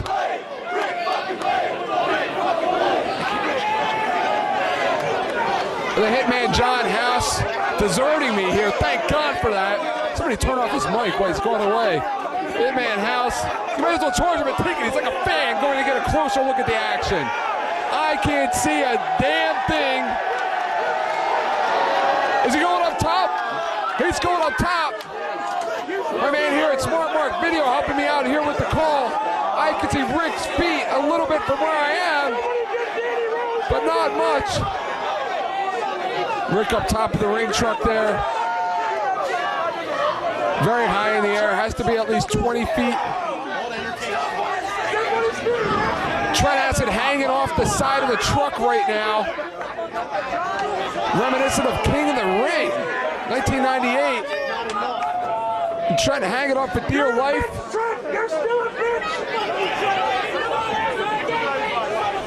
And Rick Blade, the reports I'm getting right now from Hitman is he kicked him off the truck. Rick putting all of his weight and then some behind those kicks. The whole crowd here is emptied. Now's the time to go get a good seat up front. Rick's going back up to the top of the truck. Oh, Swanton it is! He killed him! He killed him! He just put out Trent Acid! Thank God for that! Bye-bye, Trent Acid! The big deals are done! It's over! You see that, Gargiulo? Hey, man, you had a close-up of that one. You saw it right up front. He came off the truck with the swanton, and he just killed Trent Acid. But you know what, Gordon? He has to get him back in the ring to make the cover. He can't pin him outside. And Rick Blade in control. Rick Blade, our franchise player here at CZW, and that just shows why. This shows why. And again, Rick Blade maybe putting an end to the long run here of the big deals. It's funny how things turn out when Zandig's not around, doesn't it? Should have stayed in the ring. What are you talking about? What do you think Zandig's going to say when he hears about this one in the United Kingdom?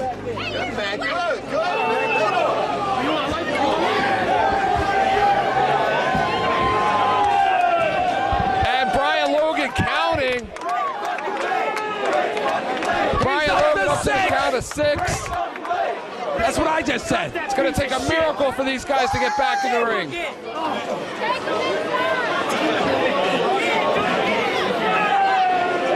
Brian Logan counting as slow as he possibly can to give these two time to get back in the ring. Brian Logan up to the count of 9. And you know what breaks that kid's heart? To have to call this one on a count out. But unfortunately, it's going to be a double count out. And look at Rick Blade picking Trent Acid up like a sack of potatoes. Bringing him back to the ring. The reign of terror from Trent Acid to the big deals may have ended. The match is over, Rick Blade. You don't have to make your own count. Rick Blade evening up the sides himself. He wants to bring the bar and this cowboy to ringside, that's fine. Rick Blade brings a truck with him at a table. Ladies and gentlemen, the match has been called a double countdown. I think we all know who the best junior heavyweight in CZW is. Are you kidding me, Gargiulo? That match, that's right. You hear the fans. They're upset. That match should never have been taken outside. It should have stayed in the ring. And Trent Acid did pin Rick Lajute. Rick's got the mic. What's he doing with the mic? I think he's going to talk. I'll bet you he's going to talk. I don't know about you people, but I ain't coming here for nobody to count out. You know, this place has not been too kind to Rick Blade. Take the count out. You claim to be the best junior heavyweight in CZW. Now, I want you to back that title up, son. Get your ass up and let's give these people 5 more minutes. What do you say, Hitman? 5 more minutes. I wouldn't do it. You want to do Trent it? Acid has nothing to prove to these people. I'm gonna really give a shit now. This little trick, I'm gonna get you later. You know what, Hitman? You know what, Hitman? What? It's no big deal.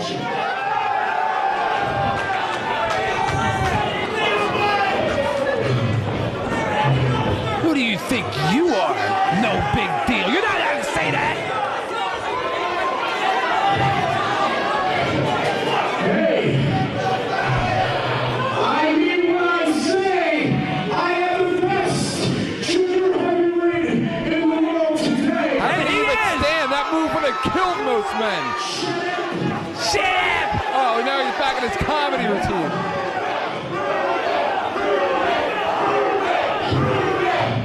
Prove it.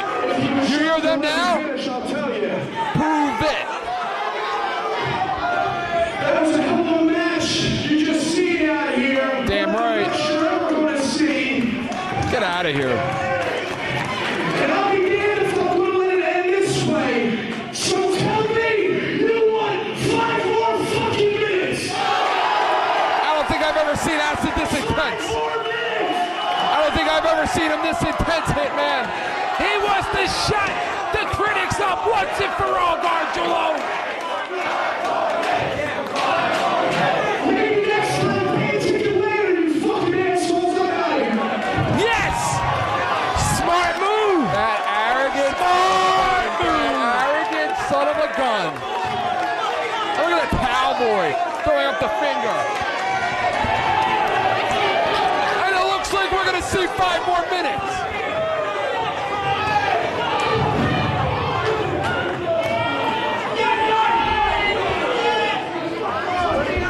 Edge of the blade! And the bar just felt the edge of the blade.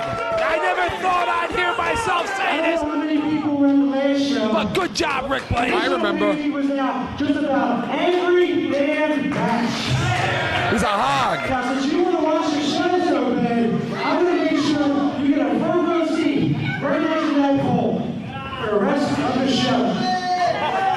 What does he mean by that? I don't know, Gargiulo. Rick Blaze is a sick, sick man.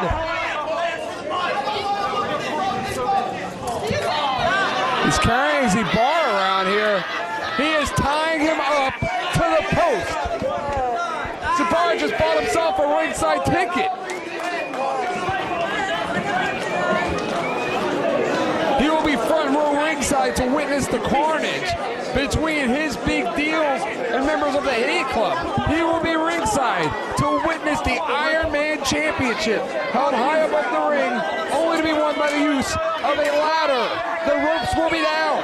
It will be barbed wire, and Z-Bar will be ringside to see it. Z-Bar deserves to get his face raked across the steel barbed wire. Guess what's next, Gargiulo? My favorite part of the show. I thought Rick was going to kill him. Shoulda did it. You know what, the psychological warfare. It takes heart to do something like that. Something Rick Blaze doesn't have his heart. Listen, he obviously has heart. He let him live. The psychological effects of even the Z-Bar thinking about the fact that he could be on the receiving end of that. How about Z-Bar right now, Hitman? Not only does he have to think about what could have just happened, but any of the upcoming wrestlers can grab that same fluorescent light bulb and use it on Z-Bar. I wonder if Z-Bar knows what's next. The Jimmy Washington Cavalcade of Stars. And guess who his guest is going to be? Huh. He's glutton for punishment. Looks like it's going to be Johnny Cashmere once again. Johnny Cashmere? I have Johnny Cashmere on my... Justice Payne. Look at this one. I have Justice Payne. Your format sheet is wrong. I have Johnny Cashmere on mine. It's Johnny Cashmere. Says Justice Payne. What's the difference? I think somebody set you Bar's up. dead anyway. I think somebody set you up and gave you a bad format sheet. Now live on videotape delay from Studio 69 in the wild, wild western South Carolina, it's time for the Jimmy Washington Cavalcade of Stars. And here's your host, accompanied by his personal fluffer, Natasha. Here's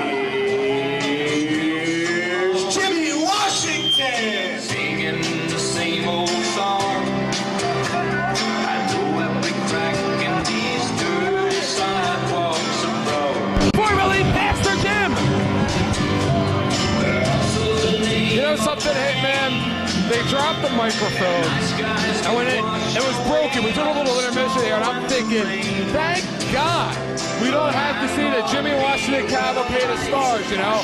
Thinking, thank God we don't have to see this moron out here. But you know what? Jimmy Washington was actually threatening a lawsuit with the company if they did not fix the microphone. This is my favorite part of the show. He's ringside with the bar. Such high-tech equipment on hand in case of an emergency. Yeah, this is coming from a snappy dresser like him. That'll get you some heat. Last week, and the time before that, the genius here that books my show, booked Johnny Cashmere on my show.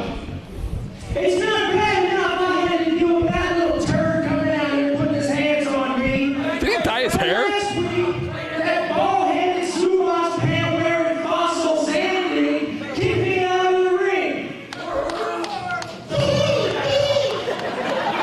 Yeah. Bobby Fresco.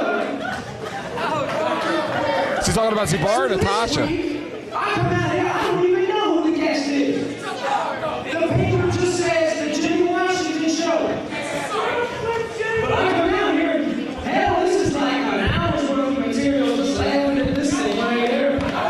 And speaking of material, Johnny Cashmere is about to put an end to this party. And another slap to the face.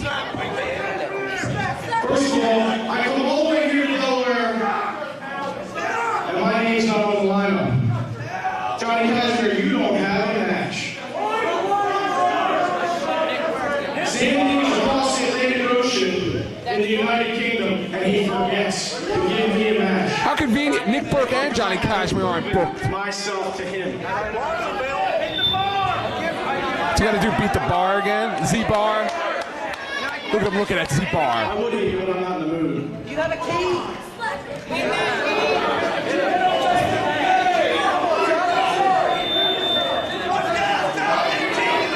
I think he might get in the mood real quick. I'd hit him if I was over there. Realization So these past few months, I've been killing myself here at CZW. And for what? For what? Nobody appreciates it. Fans don't appreciate it. You know, this wasn't on my format sheet, man. I don't appreciate it either. This wasn't on my format Turns sheet. his back on him. I have nothing to prove to anybody. He wasn't supposed to talk about this. This isn't on my format sheet. It's not on my format sheet either. I walked down in the locker room.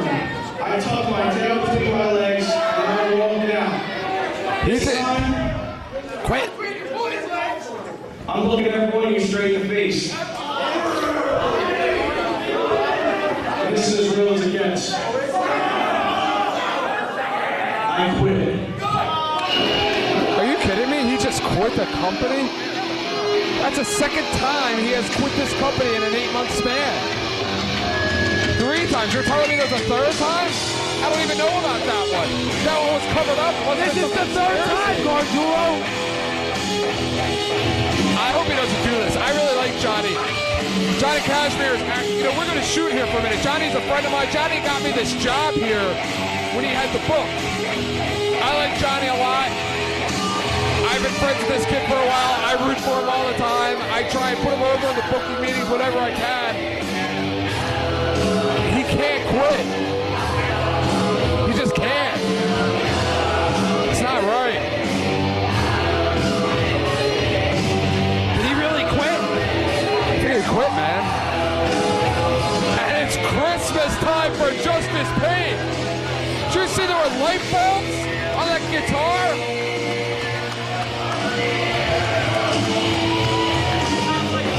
I don't think Double J ever got that extreme with his guitars. Ladies and gentlemen, I have an announcement to make. I think it sucks, and it's a shame. I'm really sorry, but White Peter is not here tonight. I knew it, Hitman. Hey man, this whole show's falling apart. First the microphone breaks, then Cashmere quits, no white beater. What's next? Did they forget the barbed wire? For you who were at Champs last week, you seen him go through 2 tables with the splash, and his right shoulder got broken. I swear to you on that. He said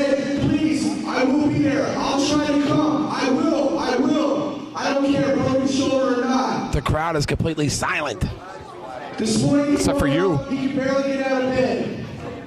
I was at his house earlier. I swear to God, this is total truth. I'm not fucking with you people. This ain't some little stupid little make-believe little fucking storyline, okay? This whole show's just falling apart, Hitman. I don't even think I want to work here anymore. And for you people to boo it, you know, I think that really sucks. I mean, he's giving all he has in this company. You're damn right. One show. That man is a human phenom here. Remember last time here?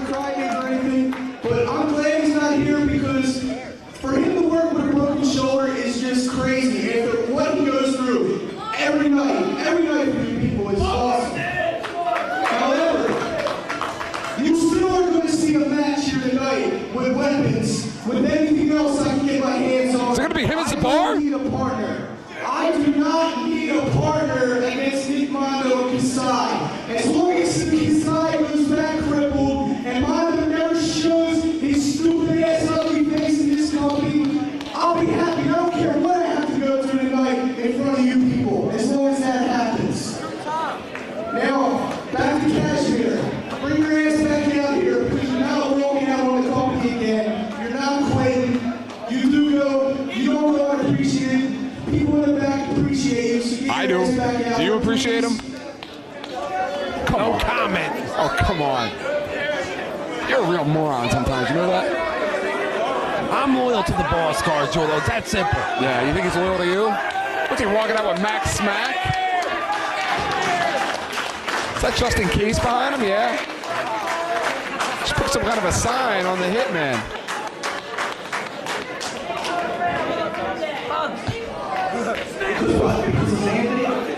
Fuck it. Nobody cares about Zandy. Nobody in the back, especially when other people care. Hitman does. All Zandy does is take up space in his body. That's all he does. You're damn right. That's our boss he's talking about. He's the boss tonight, my friend. You got something to prove to yourself. Don't quit, okay? Prove to these people you're a better man than that. And look at Justice Payne putting his ego aside. Justice Payne and Johnny have had their run-ins in the back.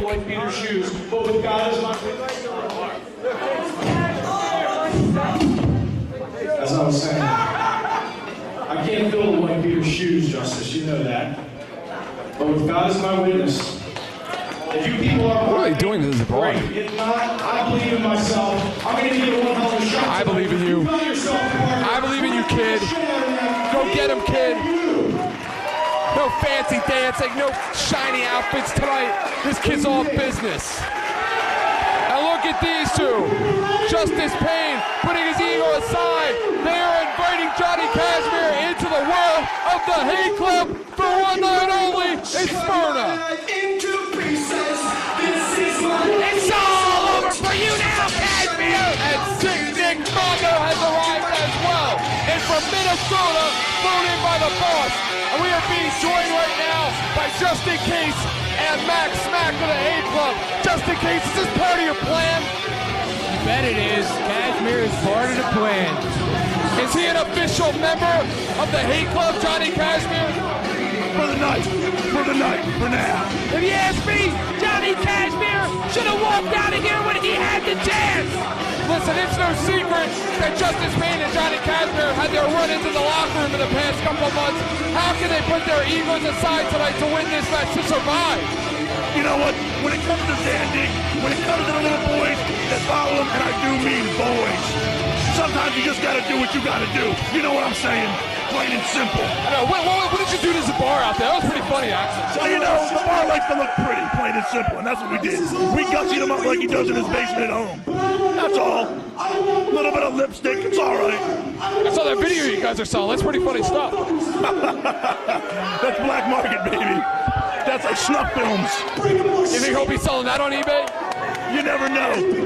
Starting bid's $9.99. This is what's on Bar's face right here. That's lipstick you're holding in your hand. Lipstick. You're like coloring him like a coloring. You like that, didn't you? I think it's pretty funny. I'd like to see you guys go out there and mess more with him if it was up to me. Why don't you hit him over the head with that guitar with the light bulbs or something? Oh, what? We gotta listen to him cry for 2 hours. What are you kidding? Why don't you do something with this guy right next to me? Oh, Hitman, he's an okay guy with his flashy shirts. He likes to look pretty too. It looks like he stole Cashmere's shirt. Well, you know, it comes to an end tonight. Either a sign of good days or very bad days. I guess maybe we'll see at the end of this match. We'll see how Johnny comes out of this. Pain means nothing but business tonight. Look at it. What is this? Look at this. What's in the ring? Why don't you tell us what we got in this ring here? What is this? It's a fan supply the weapons match. Nobody knew what was going to be supplied tonight until they got to the building. Your size bottle of beer right there, I tell you that. You see that pane, the window pane right there? The pane of glass? Oh my goodness, I can't believe this. You know what, I could use that fan. I hope nobody uses that. The Smack Shack is heating up, baby. I'm telling you. Of course, the barbed wire bat. And a lot of history with these guys in here. You have Nick Mono and Johnny Kashmere, who have traded the Tag Team Championship on several occasions. Of course, Johnny with Trent, Nick with Rick Blade. Of course, Justice Payne and the White Beater defeated sick Nick Mono and his partner Rick Blade for that tag team titles as well. Yeah, but you know, what you got thrown in right now is a crazy monkey. And nobody really knows what happens when you take a foreign animal from another country. You know what I mean? It can affect the whole habitat. So, to be honest, we got to keep our eyes on the monkey. He is a veteran, of course, of the Banana Death barbed wire matches, and he is going toe-to-toe with Justice Payne, and they are duking it out in center ring. Is this part of your plan, just in case? Yes, it is. And you know what the White Beater's doing right now? What's that? Don't worry about it. It's none of your business, Carjulo, what he's doing. Stop kissing up. And Justice Payne with the Caprada all over the crazy monkey, and he just split him open. It's signs of Dover. To America. There you go. He welcomed to New America, of course, and Dover, look at that DDT attempt there. And they had the final word in Dover. What are the future plans of the Hate Club? Are they going to try and attempt to regain the Tag Team Championship, of course, cost at the hands of the Big Deal? You know what, real quick, you're talking too fast, but the monkey, he's kind of cute, dude. He's like a real ugly dog, you know what I mean? Kind of like Safari. You know, he's like Gizmo, that gremlin animal. It was really ugly, but yet it was, kind of cute. Kind of furry. He's missing all those choppers in the front, dude. What's going on? Looks like a hockey player. It looks just like Yamakawa. You ask me, I can't tell the difference between the two of them. Is this a plan you guys have for Kashmere? Get him killed? Now, Kashmere will be all right. Great Don't worry plan. about it. It's all part of the plan. And of course, Justice Payne into the STF, ducking the Enziguri attempt there. And look at Nick Mondo. We haven't seen Nick Mondo in months in this company. Johnny Kashmere quick to come in. Nick Mondo with a kick.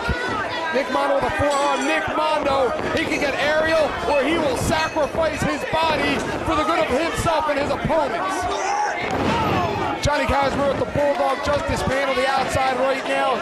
And Hate Club, are you nervous when you're leaving it into the hands of Johnny Kashmere, a man that is not a normal part of your game plan? No, we're not, because we all figured this out before we came here. It's all part of the plan. You would have to think that you find a common similarity in your hatred with the Big Deals and with Zandig, and with Zandig out of town, with Zabar taped around ringside. Advantage Hate Club tonight. Hitman, you got something to add? Justice Payne and Johnny Kashmere working great as a tag team, but how long is it going to last, Carjulo? Of course, it was that Iron Man Championship match with Lobo and Johnny Kashmere, and since that time, Kashmere has gotten extremely hardcore here at Combat Zone, and they are squaring off right now, and nobody really has the advantage at this point. And who's on the microphone? And Kashmere on the Hate Club, all over the Big Deals, picking up where they left off at Froggy's Bar and Grill, and Kashmere is having a blast, and all Zabar can do is watch from ringside. Justice Payne throwing sick Nick Mondo over the top rope. And we might be making a monster right here. You know what, Kashmere's getting a little bit excited. We might be making another monster if it comes right down to it. They're creating a monster right now. He could be in contention to challenge for the Iron Man Championship after this one is over. Look at Mondo. What did he have, a sledgehammer? And of course, the fans supply the weapons. Anything is legal at this point. And Johnny Kashmere right now in control, along with Justice Payne, the former heavyweight champion of the world. But Johnny Kashmere has never seen anything like this before in his career. Johnny Kashmere has not been involved in these type of matches. How long did Johnny go? Doesn't have the heart. Justice Payne just threw Nick Mondo across 5 rows of chairs. And Johnny Cash with a baseball slide. The real test is going to be when Johnny takes the bulbs or the barbed wire is busted open. I can't believe it, Gargiulo. The real test will be when Johnny gets thrown into those light posts to see what he has. Justice Payne is used to it. The crazy monkey, I think he sleeps in broken glass. Of course, sick Nick Mondo has experienced it all. Cashmere, I think, is lost and he's losing his mind. They're coming this way. I think Justice Payne's coming over to say hello to you, Matt. You know what he may be? Maybe he'll stop by through the monkey through your little table. You never can tell. I hope so, because I can't stand the big deals. Oh, Justice suplex! Payne with a snap suplex. You almost snapped the life out of Kasai. And the crazy monkey does not look too crazy right now. Cashmere staying right on top of Nick Mondo. Crying over there as his big deals get beat up. Z-Bar. He looks like Freddy from Scooby-Doo with his neckerchief on. Look at this. Justice Payne in big trouble now. Justice Payne right now coming this way. His body's scarred up. He's signaling to take our stuff off the table. We're going to clear the table, and Kasai is over here. Hey, this isn't the Spanish announce table. And Justice Payne full of blood. Kasai full of blood. Kasai with a boot. That's what I call a big boot. And Kasai with the right This hand. match is all over the place. I can't keep up with it. Look at Cashmere raking Mondo's head across the broken glass. I think Justice Payne just took Kasai over to the merchandise table. I wonder if he's going to buy him a Hate Club shirt. You're a witty guy. We got to get somebody over here with Windex. We got Monkey Blood on the table. And then how the Ebola started. That is correct. That is monkey blood. Johnny, Pane of glass. The pane of glass was just used. And the weapons, an unlimited supply with the capacity crowd here tonight in Smyrna, Delaware. The last time out here, the Hate Club produced Tommy Dreamer. They don't need Tommy Dreamer tonight. They are in control of the big deal. Justice Payne is busting everything he gets in his hand over the head of Kasai. Look at Mondo. Mondo snapped. And sick Nick Mondo looks like he's in the zone. Sick Nick Mondo all over Johnny Cashmere. And again, there's nothing fancy about this matchup tonight. It's a far cry from the ladder match in Seoul between the Backseat Boys and Sick Nick and Rick Blade. And Sick Nick all over Johnny. Looks like an exhaust system. Exhaust on my truck. We got to get security to grab that. A chance to bar to grab it away from him. He's doing nothing. I just went through inspection. I can't drive around without that. And you pay? Drew Kasai taking it to Justice Payne on the outside. You don't have to pay myself with a sticker. Looks like it's Justice Payne's turn to feel the wrath of a table. And of course, our vantage point very distorted right now. Johnny Cashmere, I see him on his feet. One thing is for sure, there is blood, there is violence, and there is broken glass here again tonight at Station 44. I think Cashmere's completely lost his mind. Somebody call the fire department. Fire department. And of course, right now, no team with a real distinct advantage. Hey man, what is that in the ring? A pink bunny rabbit? Is that for Easter? No, that's a bar. No, he means the real pink rabbit. Look at Justice Payne wailing away on Z-Bar. He deserves it. And look at that, a hole-in-one for Sick Nick Mondo with the golf club. Thinks he's Tiger Woods out there. Justice Payne picking up where he left off. Johnny Cashmere getting back into the ring. Right now, Hard Top. You see, that's what Hard Top should be doing. He should be doing the janitorial work. Rob Hartog, a credible referee, hitman. He is a senior official here. Of course, looking out for the well-being of the wrestlers.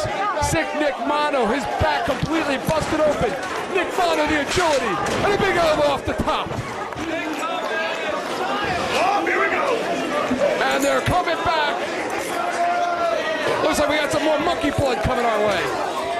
Look at Nick Mondo with the roundhouse on Cashmere. And he just hit him with a bunny rabbit. Lord, how Somebody pick the bar up. That kid ain't right. He doesn't go up. And Sick Nick Mondo looks like he's in some kind of a trance, looking at the sky. And a suplex from hell by Sick Nick Mondo. And Justice Pain and Drew Kasai killing each other. Here we go. It's on now. And the crazy monkey all over the former heavyweight champion of the world. They're coming back our way here. Underline that word, former. And the back a bloody mess of Drew Kasai. Sick Nick Mondo in the ring with Johnny Kashmere. Right hand. His back a bloody mess as well. It's all over for Kashmere now. It all comes to an end. He's about to play some music in there and light up this house with the balls of the guitar. Kashmere quick to his feet. And so much for the agility of Kashmere. You should have quit the company when you had the chance. The plan's working fine. That's your Johnny plan? should have quit. Kashmere should have kept on going. And Sick Nick with a barbed wire bat, and God only knows what would have happened if the White Beetle was here tonight. We wouldn't be standing here anymore. It would have been over already. Peter's taking care of things. What do you mean he's taking care of things? He's got a hurt shoulder. He's taking care of things. And Justice Pain in there with a quick kick sends Nick Mondo outside of the ring. Rob Hartog having words with somebody. And look at Justice Pain just driving the back. Kashmere. Where's Kashmere? Hey, man, you're not doing nothing. I can't even see him. He never does anything. You guys got Puller out here. Give me a new partner.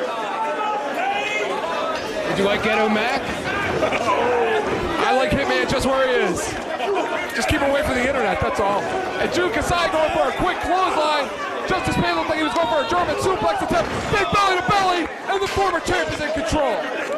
They know about the crotch shot over there in Japan. He threw up his leg and hit him in the ding-ding. The ding-ding? The ding-ding, the pickle, the banana, the sausage, whatever you want to call it. He kicked him in it. Obviously somebody has been doing their scouting prior to this matchup. It was just 7 days ago in which the Big Deal laid out the hate club, but tonight it looks like retribution is being had. And Drew Kasai, the crazy monkey, the German suplex of his own.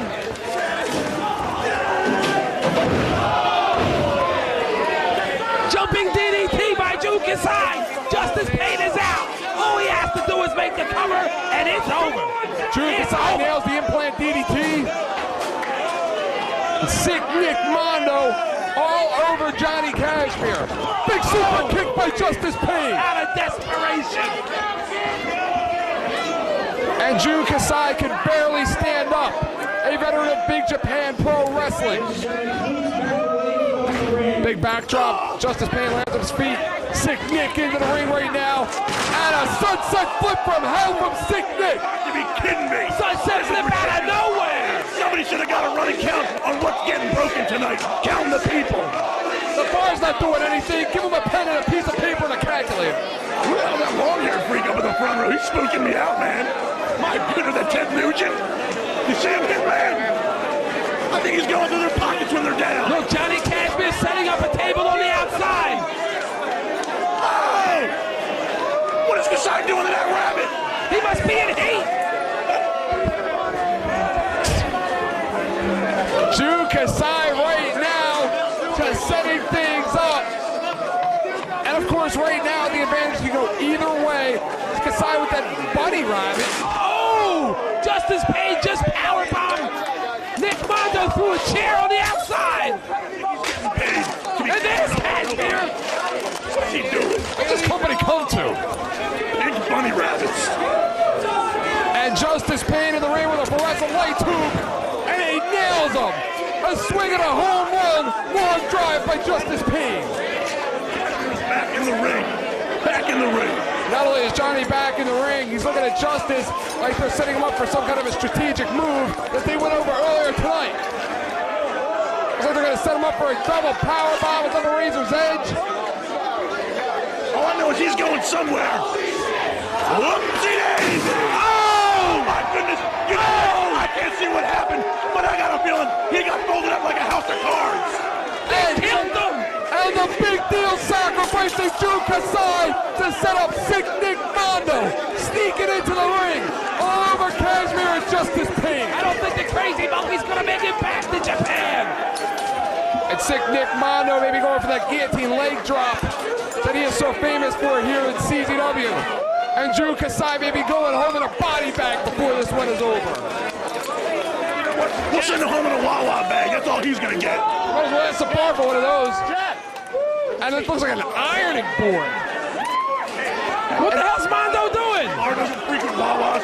He only goes to places that have the cheap porn mags, the 3-packs for like $5. I know that for a fact. He told me he likes the place where they have those little holes in the wall. Setting up for Yeah, you know what? He comes by the smack shack. Springboard guillotine leg drop on the Justice Pain. And that's what Nick Mondo likes to call a Mondo sledge. And Johnny Kashmir's white shirt is almost a dark shade of red. Let me tell you what, that shirt right there is the evolving of Johnny Kashmir. Since he's come back, he's changed his style, and that shirt is almost reminiscent of him going through every... Cradle breaker by Kashmir. And Johnny Kashmir bringing Big Japan to Sick Nick Mondo as he nailed him with a cradle breaker. A move he told me he learned on tour in Big Japan. Johnny looking for something, looks a little confused, it's a little disheveled. I don't think he's ever been in any kind of a match like this. Johnny right now going on pure adrenaline. Are you kidding me? Are you kidding me? Look at the shape Johnny Kashmir's in. Look at that. Tremendous shape like his partner, Justice Pain. Oh! Did he hit it? I can't see. He hit it! I can't see either! You know, can we get a monitor around here? And some stilts. And it looks like your plan was foiled by Trent Acid. And son of a bitch, swan-tied off a truck, and yet he still reappears to foil things for the Hate Club. Look at the back of Drew Kasai. He's a bloody mess. And when would you ever think that you would see Trent Acid coming to the aid of Sick Nick Mondo?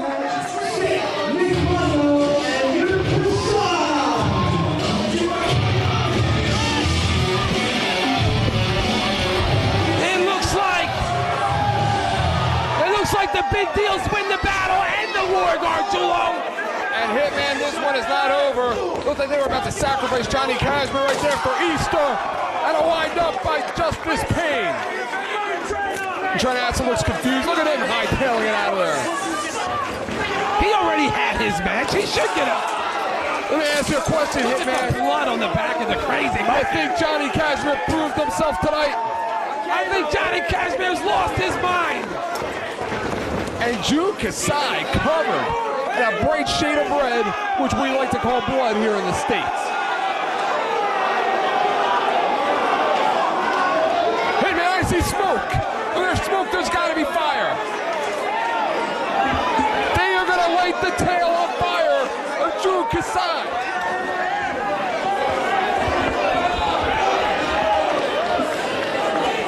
Are you kidding me? And all Ozzy Burke can do at ringside is watch.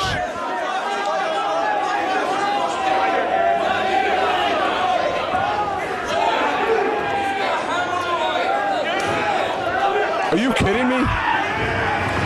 We got a monkey on fire! We got a monkey on fire! Hey man, we got a monkey on fire! I can't believe it. And then his tail on fire. And standing tall in center ring, Justice Pain and Johnny Kashmir. A backseat boy no more. A man is made here in Smyrna tonight.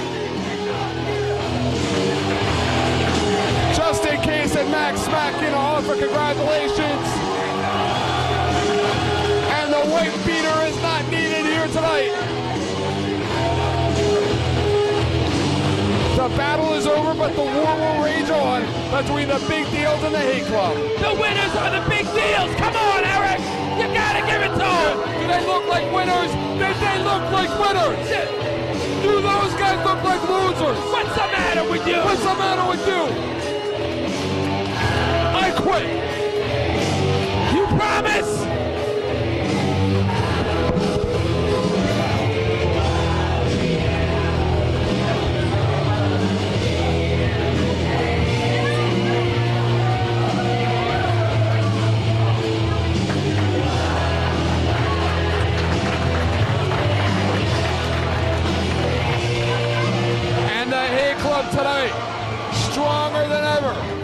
sign of unity like no other.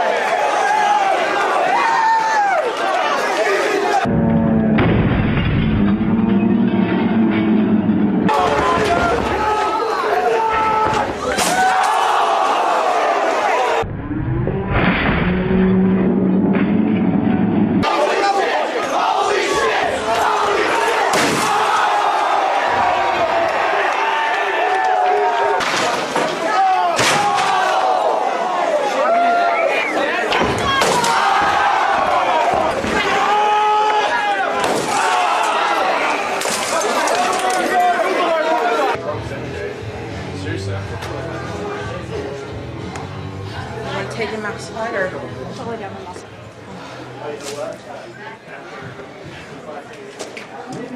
Thank you. Okay.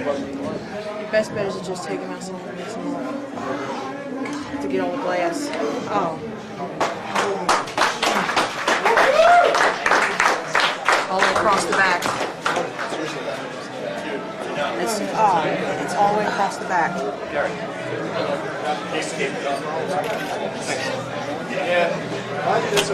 We need more water.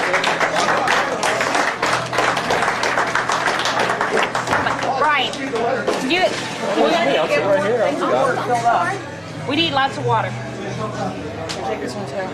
Give me that. Oh, sorry. Sit up. Well, not like that. I'll be right back, Chris, all right? Yeah. Oh, Jesus Christ. My new Christmas cards. Want to do some potty piercings while you're at it? I can just stick jewelry in them. If I need ice or anything, we're about to watch the kitchen up. No, we need water. If I need any ice or anything like that? No, we just need water. That's what I come over there. Wait a little bit now while he's going to get some. Quickly. Okay. Damn. Now they went. Do you need it right now, water or? I'm gonna take him outside and douse him. That's. Anybody got a fire hose?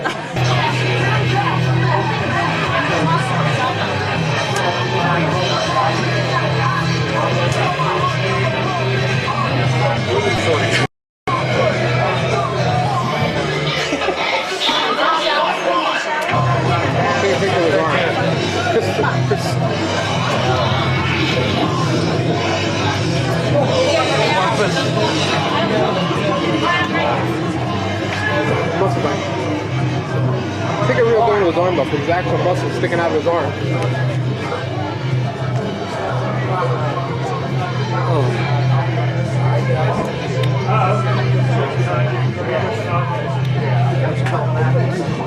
It's his camera. He wants to picture. They're his camera.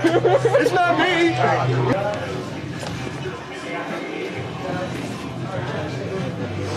Surprisingly, you're not too awful bad.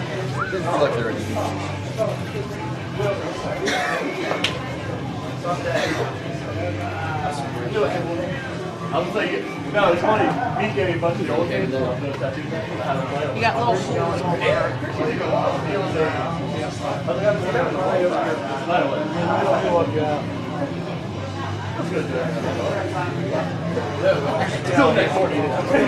Thank you. What are you doing? I'm pretty hard at it. I lost my hand.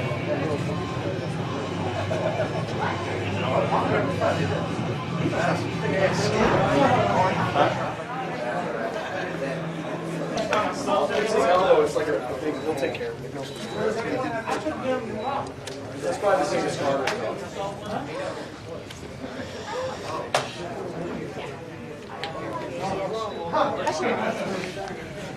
He's not so bad. They're only little ones.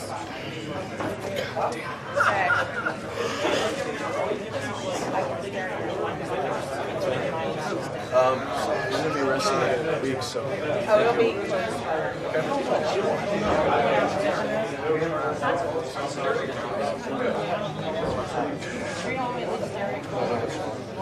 That's gonna be. Yeah.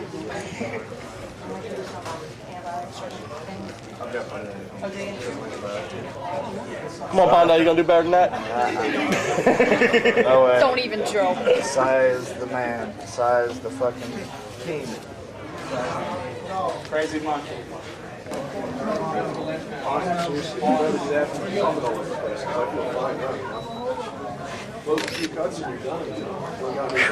think it's nice of it. What's with the slow side? What's that? Pretty slow. That's pretty slow.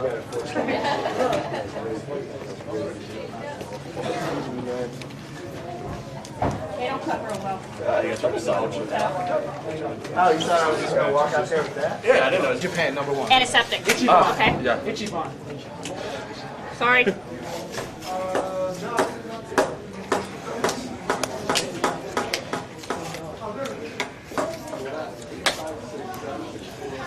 Ow. Inside. Ow. Understandably, ow. Right. Sorry. Let you know now he's real sensitive to needles too. When he's 30. Huh? When he's 30 on. I mean, even the slightest poke he's sensitive to. Believe it or not. You wouldn't think so, but he is. Well, when the adrenaline's going, so.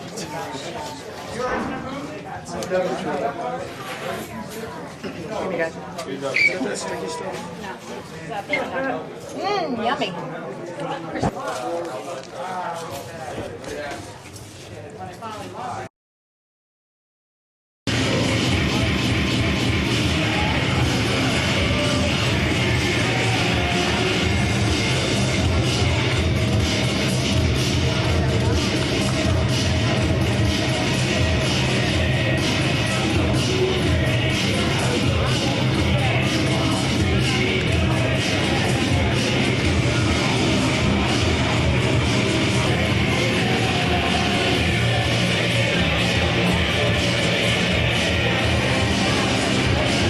Contest is scheduled for one fall, and it's for the CZW Championships.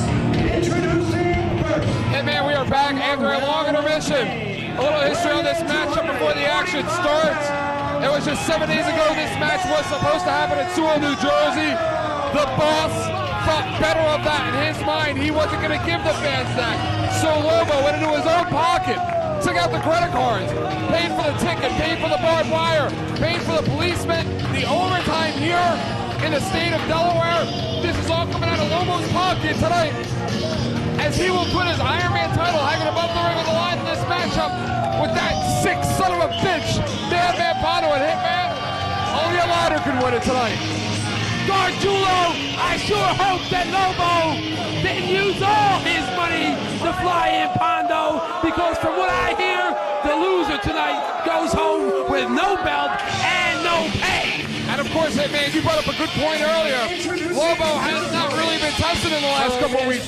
He wrestled Johnny Kashmir. Kashmir, of course, not as violent as a lot of his other opponents. He had a wrestling match with John Dahmer. He's been involved in tag matches, tag with Rick Blaine.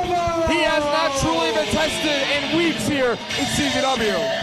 While that man, Madman Bono, sorry to cut you off, just came back from Big Japan.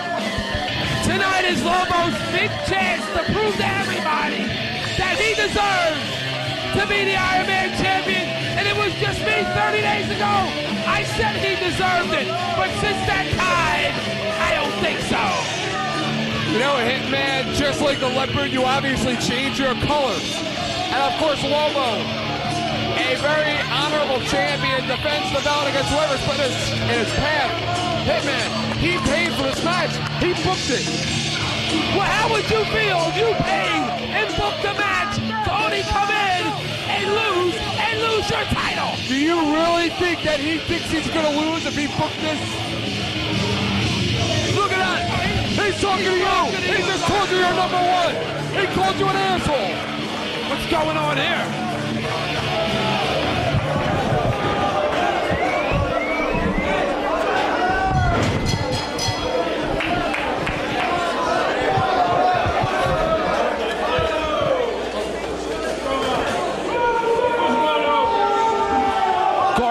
If there is anyone in CZW that could take that belt from Lobo, it is Madman What's Pondo. up, CZW?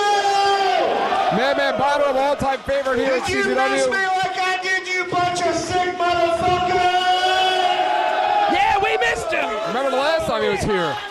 Left here with about 100 stitches. Look, I know it's late and people are waiting. I just want to tell you all, you got the ring right now. You got one of the craziest motherfuckers in the world, and Madman Pondo.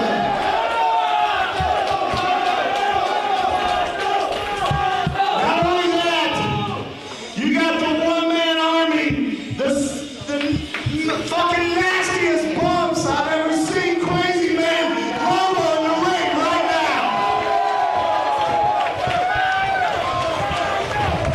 Not only do you have two sick motherfuckers in there, you've got the ropes took down with barbed wire strung around them. If you ask me, that all adds up to, it's about to get hardcore in Delaware tonight! That's what I'm talking about, So what do you Garjulo. say, people? Should we do this shit or what?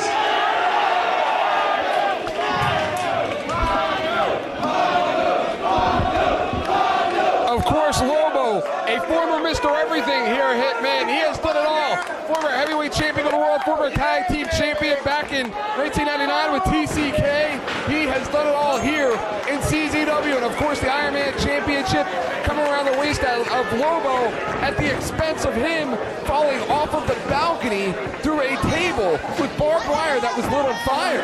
Garjulo, that's the past you're talking about. We're talking about tonight. He's got Madman Pondo tonight. That's all that should be on his mind right now. It's Madman Pondo. Lobo, one of the most unpredictable wrestlers here in CZW. His wars with Zandig and Justice Pain are legendary in this company. Madman Pondo, on the other hand, had a lengthy absence, was brought back by Justice Pain during one of Zandig's many trips to Japan, and ever since that time has been on a tear. And notice how both of them are trying to reg each other's head into the barbed wire. You know as well as I do, whoever starts bleeding first and that blood drips in down into their eyes will have the disadvantage. Of course, Madman Pondo already signed up to go overseas in a couple of weeks to participate in the Big Japan King of the Deathmatch tournament. Look at that. What do you make of this, Hitman? I think they're coming for you. I don't know. They might not be coming over here. It'll be the last match they ever have. I think they are. Hogan and Nash. They're going to do the one-finger pin.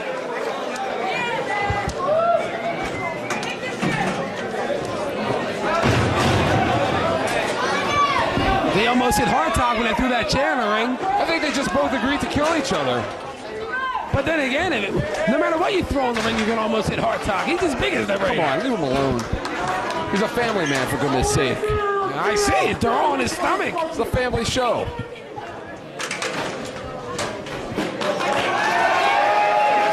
And I think they just agreed to murder each other, Hitman.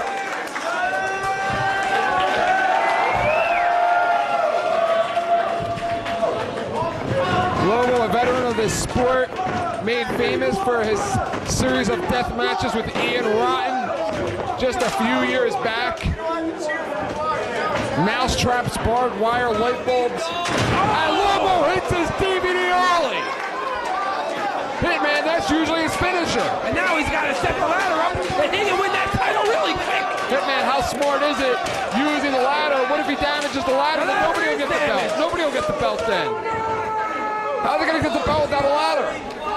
I have no idea, Garjulo, but that ladder is damaged now. Are they going to be able to set it up and climb the ladder? That is the big question. Well, there you go. Of course, Hitman, this has been a very historic night so far. We've Seen an incredible set of matches this evening. The last match we saw, maybe one of the most violent in the history of the company. In the history of Delaware, for sure. Not to be outshined by what I think we're about to see tonight between these two maniacs. Lobo climbing up top. They're already going for the belt. They're climbing up top. You're not going to see these two guys in there like the Hardys and like Shawn Michaels taking these fancy flying moves off the ladder. They're going to use the ladder to try and kill each other. And Lobo falls off the ladder. Pondo falls. You know that barbed wire is unforgiving. That'll rip the skin. The barbed wire absolutely razor sharp. Lobo once again setting the ladder up in position to climb up and get his belt. As violent as these two are, Hitman, you would have to think that Lobo so far really seems more interested in just getting that belt and winning this match and getting the hell out of Smyrna.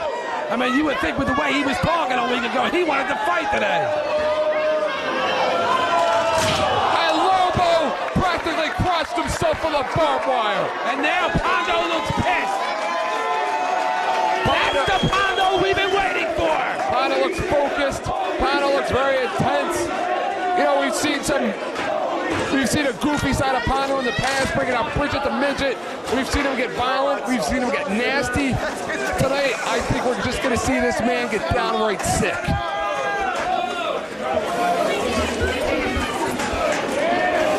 I think you're absolutely right. What is Pondo doing outside? He's grabbing another chair. Madman Pondo right now setting up the action at ringside. With a chair. What is Pondo doing over here? Pondo very strategic right now. But how smart is it? Lobo's in the ring. He can climb that ladder, but look at Lobo limping. How is he going to climb a ladder with one leg, Hitman? I don't know, Gargiulo. I don't see it happening. Both of those ladders are damaged. I don't even think he could stand it up. Hitman, you look a lot more comfortable out here without the hate club around. Yo, the hate club didn't want a piece of me, Gargiulo. You saw them talking nice to that man. I don't know why. Looks like Pondo's building a pyramid of chairs. Looks like Pondo's bringing out his signature stop sign. We've seen that used many times. Look at the hands of Lobo, bloody. Pondo with some vicious right hands right now. Pondo kicking the legs out right from under him. Looks like scissors. What's he doing with the scissors? You know what, Hitman? My mother told me never to play with scissors because I'll poke my eye out. Oh my God! He just raked him right across his forehead. Obviously, Hitman, nothing gimmicked about those scissors. Pondo is crazy. That's why they call him Madman Pondo. Is that why? Because he's sick. Because he's a madman, Gargiulo. And Lobo, realizing that he has busted open like a faucet right now. I'm starting to question your journalistic skills. I've questioned your journalistic skills since day one. I don't even know how you got here. But I'm still here. That's what's important. That's what shocks me every time I show up to the building and see you here. I'm best friends with the boss, It's in your limo double park. And Lobo, all over the challenger, how quickly the tide will turn.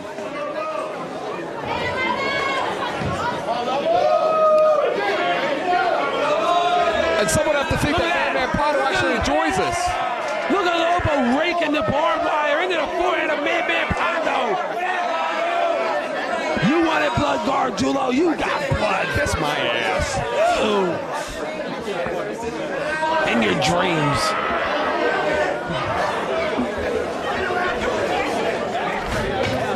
And Lobo all over the challenger right now. Look at his arms. Look at his hands. A bright shade of red.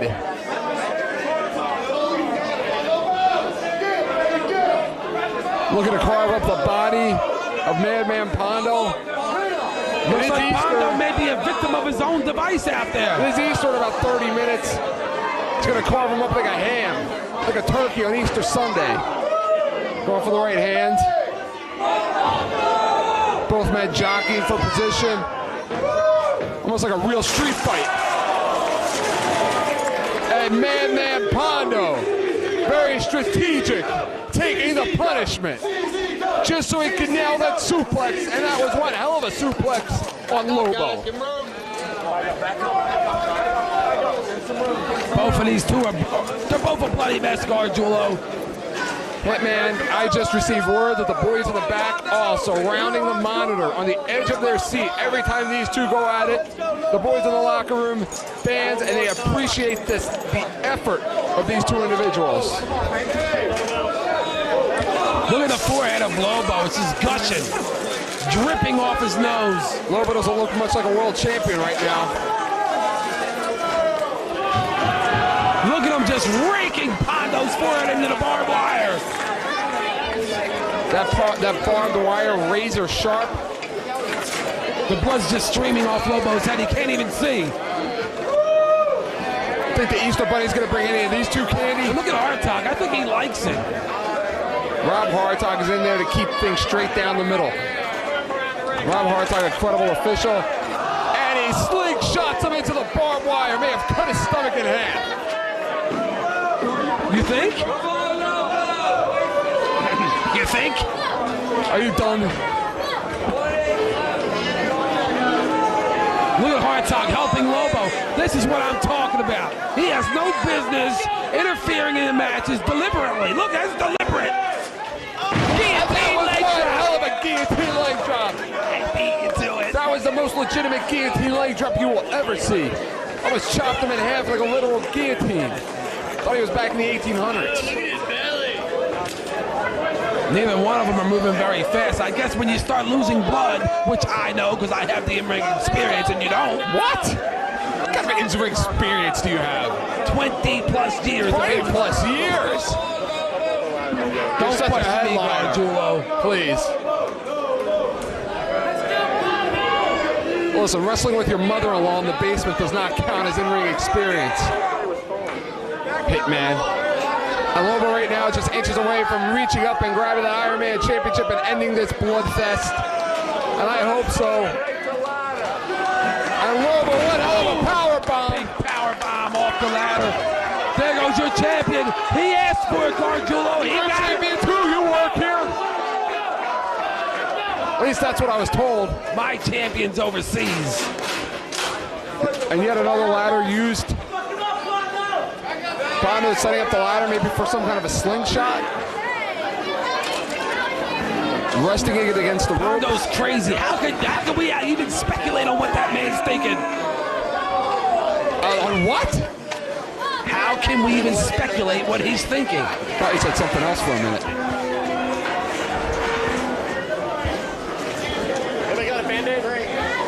Man Pondo right now. He is very strategic in this match. Like he's playing a game of Battleship with barbed wire and ladders. You saw he set up the chairs earlier. Just waiting for the right moment, sees the opportunity for the vertical suplex. Madman Pondo, a bloody mess at this point. Pondo all over him. You're not going to see action like this anywhere else. Look at Lobo. Interestingly enough, Hitman, Madman Pondo with a suicide dive. I think he really committed suicide. Hitman, that barbed wire must have ripped right through his legs. He got caught on the way down. Hitman, interestingly enough, while Lobo in one hand has tried to go up top on several occasions, Madman Pondo really doesn't seem too concerned with going up for that championship belt. Madman Pondo was called out, okay? The ultimate disrespect. The opponent paying your way to get a butt whipping. He's pissed. He's not taking this match lightly. I don't even think he cares about that. It's more a sign of respect, actually paying to book the man, than disrespect, in my opinion. You know nothing about respect anyway. Please, respect this. Madman Pondo back in the ring. Lobo out of desperation goes low. Hey, that'll counter anything. And Lobo exposing the unathletic body of Madman Pondo right now. Unathletic it is, scarred up. Unbelievably so. His whole face is covered. The wound still fresh from his recent tour of Big Japan Wrestling. They think he's some kind of a god over there. On the eve of Easter. I already said that. This is the eve of Easter. About 15 minutes, it is Easter. Madman Pondo going up top, taking Lobo with him, asking for crowd approval. And Lobo slingshots Madman Pondo into the barbed wire. There was a hot shot. Lobo hot shots Madman Pondo to the barbed wire. Lobo, quick as a cat, get up that barbed wire with the G.I. Joe shirt on. Inches away from that belt, points to it. You gotta grab onto a champ, and this match is over. And that was very short, yet maybe one of the sickest matches I have ever seen. And Hitman House, what a night it was. Retribution was had by the A Club. We still don't know who the best junior heavyweight in the company was. Sure we don't. And Lobo remains your Iron Man champion. All right, I'll give it to him. He did win the match. Well, thank God, Hitman. I got a break from you for about 3 weeks, because we're not back until May 2nd, when we return to the scene of the crime. Froggy's in Dover, Delaware. We all know what happened the last time we were at Froggy's. And once again, Lobo, your Iron Man champion. For John the Hitman House, Eric Orjulo, we will see you May the 2nd at Froggy's in Dover, Delaware for Wednesday Night Wars.